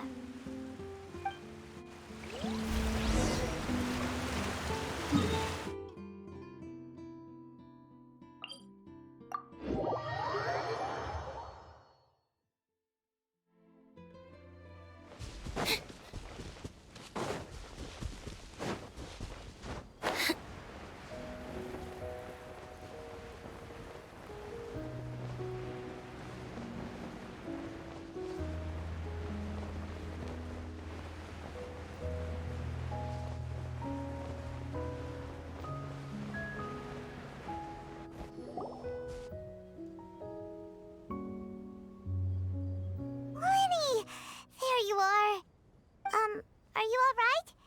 Paimon was scared to death when the chain broke. Paimon was sure something had gone horribly wrong. Magic is a performance art. A magician has to get creative to keep the audience on tenterhooks. That's our job. So I tweaked Caesar's original setup a little to keep it fresh. I was honestly a little nervous during the live performance. The thought of falling, suddenly feeling weightless, seeing the sky and the ground spinning and spinning. Sometimes, I can't help but wonder what Caesar thought in those final moments. Did he regret taking Gemma and Lorenzo on? Or did he believe that it was his own slip-up right until the end? You know, Paimon's been wanting to ask you about something ever since we were in Caesar's workshop. You learned magic from Caesar once, didn't you? When was that? After I joined the House of the Hearth. To be honest, Lynette and I had an agenda when we approached him. I told you about my past before, remember? As a young boy, I survived by secretly learning magic from street performers. I'd watch their tricks and try to figure out how they were done. But I quickly realized that observation alone could only get me so far. What I saw was the polished final performance, but the rigorous training they put in behind the scenes remained invisible to me. I needed to learn how to improve my sleight of hand, hone my misdirection skills, and make niftier props. We were gifted enough that we'd made some progress by ourselves, but without proper guidance from a professional magician, we quickly plateaued. So that's why you sought Caesar out? Yes, we figured there was no harm in asking, but it took us by surprise that he was so willing to teach us. In all, we only spent 10 short days together, but he was very good to us. By contrast, we hid so many things from him. For instance, when he asked why I wanted to learn magic, I answered, "It's my passion." But in truth, there was already a lot more to the story by then. After being taken in by an aristocrat for our magic talent, then betrayed soon after, this was no longer about me doing what I loved. What amazed me was how the lie escaped my lips even as I was hesitating over whether to tell him the truth. Trust is a beautiful thing. Sadly, I'd forgotten how to trust by then. Lyney. Still worried about the way I feel? You really are a gentle soul, aren't you? But don't worry, I'm used to it now. From the mansions of the elite to the house of the hearth, lies and selfishness have followed me and Lynette everywhere we go. After Caesar went on tour, we became busy with our missions. The next we heard of him was that he'd fallen to his death, and was now declared to be the Phantom Weasel. That night, I remembered his smile. But as I lay there, I didn't know what to say to him. To keep secrets is to put up walls. The longer you keep them up, the less you let people in. Then, one day, you look around and realize your life is like an empty auditorium after a show, full of seats once occupied by all the people who left. But I guess that's the price we have to pay. You only realize how much someone really meant to you when you lose them completely. That's why I was so confident this would hurt Gemma. Because I felt it for myself. Yeah, cheer up, Lyney. We've had to say our fair share of goodbyes during our journey, too. But whatever happens, Paimon always believes in what tomorrow brings. Delicious food, fun toys, and the traveler by my side. Paimon just needs to focus on things like this, and all the unhappy stuff goes right out the window. You know, Traveler, doesn't that kind of make you Paimon's truth? Exactly. It's the same for me and Lynette. We are the truest thing each other has in the world, and nothing can replace that. Life has taken plenty from us, like it did from Gemma. But at least it left us with each other. That's what gave us the strength to get through the darkest days. That's why the darkness never consumed me and why it never will. Maybe we live in the shadows too, but we remember every precious ray of light that shines through. All right, time to lighten this conversation up a little. What did you think of the show tonight? Were you happy with it? It was amazing! Paimon just wishes we hadn't been so distracted with the Gemma situation. We spent most of our time in the Opera House just talking and pretty much missed the entire first half of the show. Lyney, could you do just one more trick for us? Whoa, that's a bit of a tall order, I'm afraid. The show's just finished, so my sleeves are decidedly card-free right now. Aw, come on! Surely you can think of something. The Lyney Paimon knows can do anything if he puts his mind to it. Oh, all right then. I'll give it a go, but only because it's you. Watch closely. I have a flower in my hand. You liar! There's nothing in your hand! We ain't going along with this! Huh? My goodness, you're right. But I could have sworn I brought one here with me. Okay, try this. Count down with me. 3, 2, 1. 3, 2, 1. Now, have another look around. Maybe the flowers appeared somewhere else. Really? Let's see. Wow, there it is! Oh, this is a different flower from the last time, right? This one's called, oh yeah, a rainbow rose.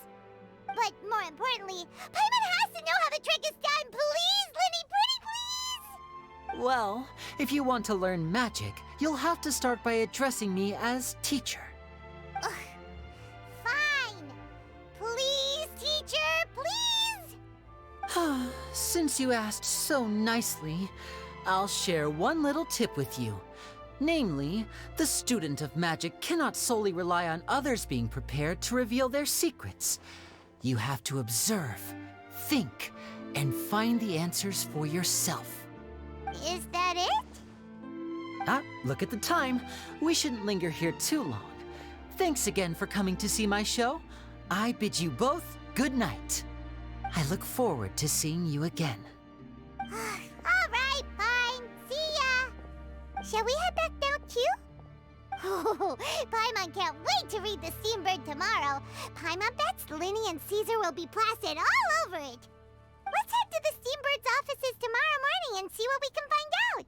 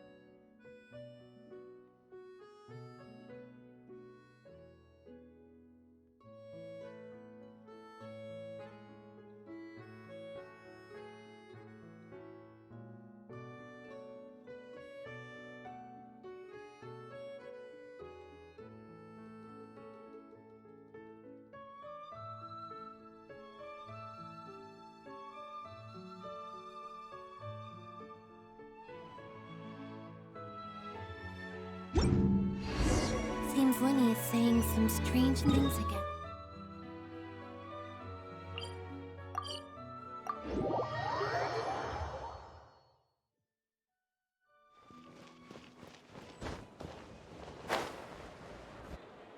I'm very sorry, Charlotte, but my sister and I are quite busy today. I'm afraid we'll have to decline this interview. Oh, please, Lyney, I'll only take a moment of your time, if you would be so kind. Huh? What's happening here? I spent all night writing my piece about the Phantom Weasel, and it was going to go to print this morning.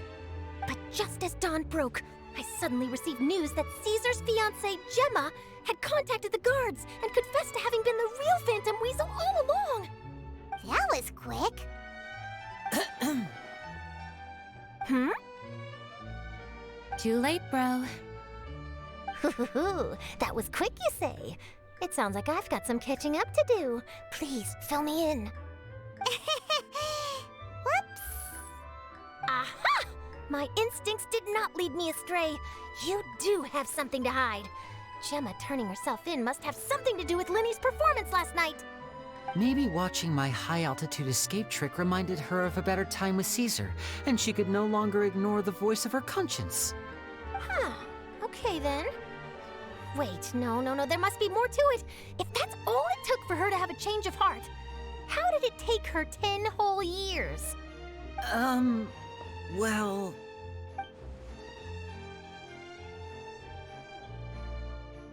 Oh, I remember now!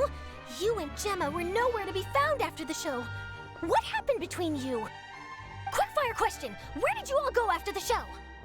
Oh, we went to the cemetery and Lyney did a private magic trick just for us. Actually, glad you mentioned it, because that reminds Paimon, guess what? Lyney started using rainbow roses in his tricks. What? I don't recall ever having received a rainbow rose from you myself. Is this supposed to mean that they're more important to you than your own sister? No, I just, What did Paimon say something wrong again? This is getting pretty awkward. What do we do, Traveler? Seems like this interview wasn't meant to be. Well, never mind. There's always next time. Forgive my persistence, but when there's explosive news waiting to be found, I can't turn away. The news about Gemma has already made waves, and I'll stop at nothing to get to the bottom of it all. Apparently, one of the things she said to the guards was that her final wish is to see Lorenzo one last time. There's clearly a web of complicated relationships there. Can't blame me for being curious. All right, I guess I'll leave you to continue the rest of your conversation in peace. Bye for now.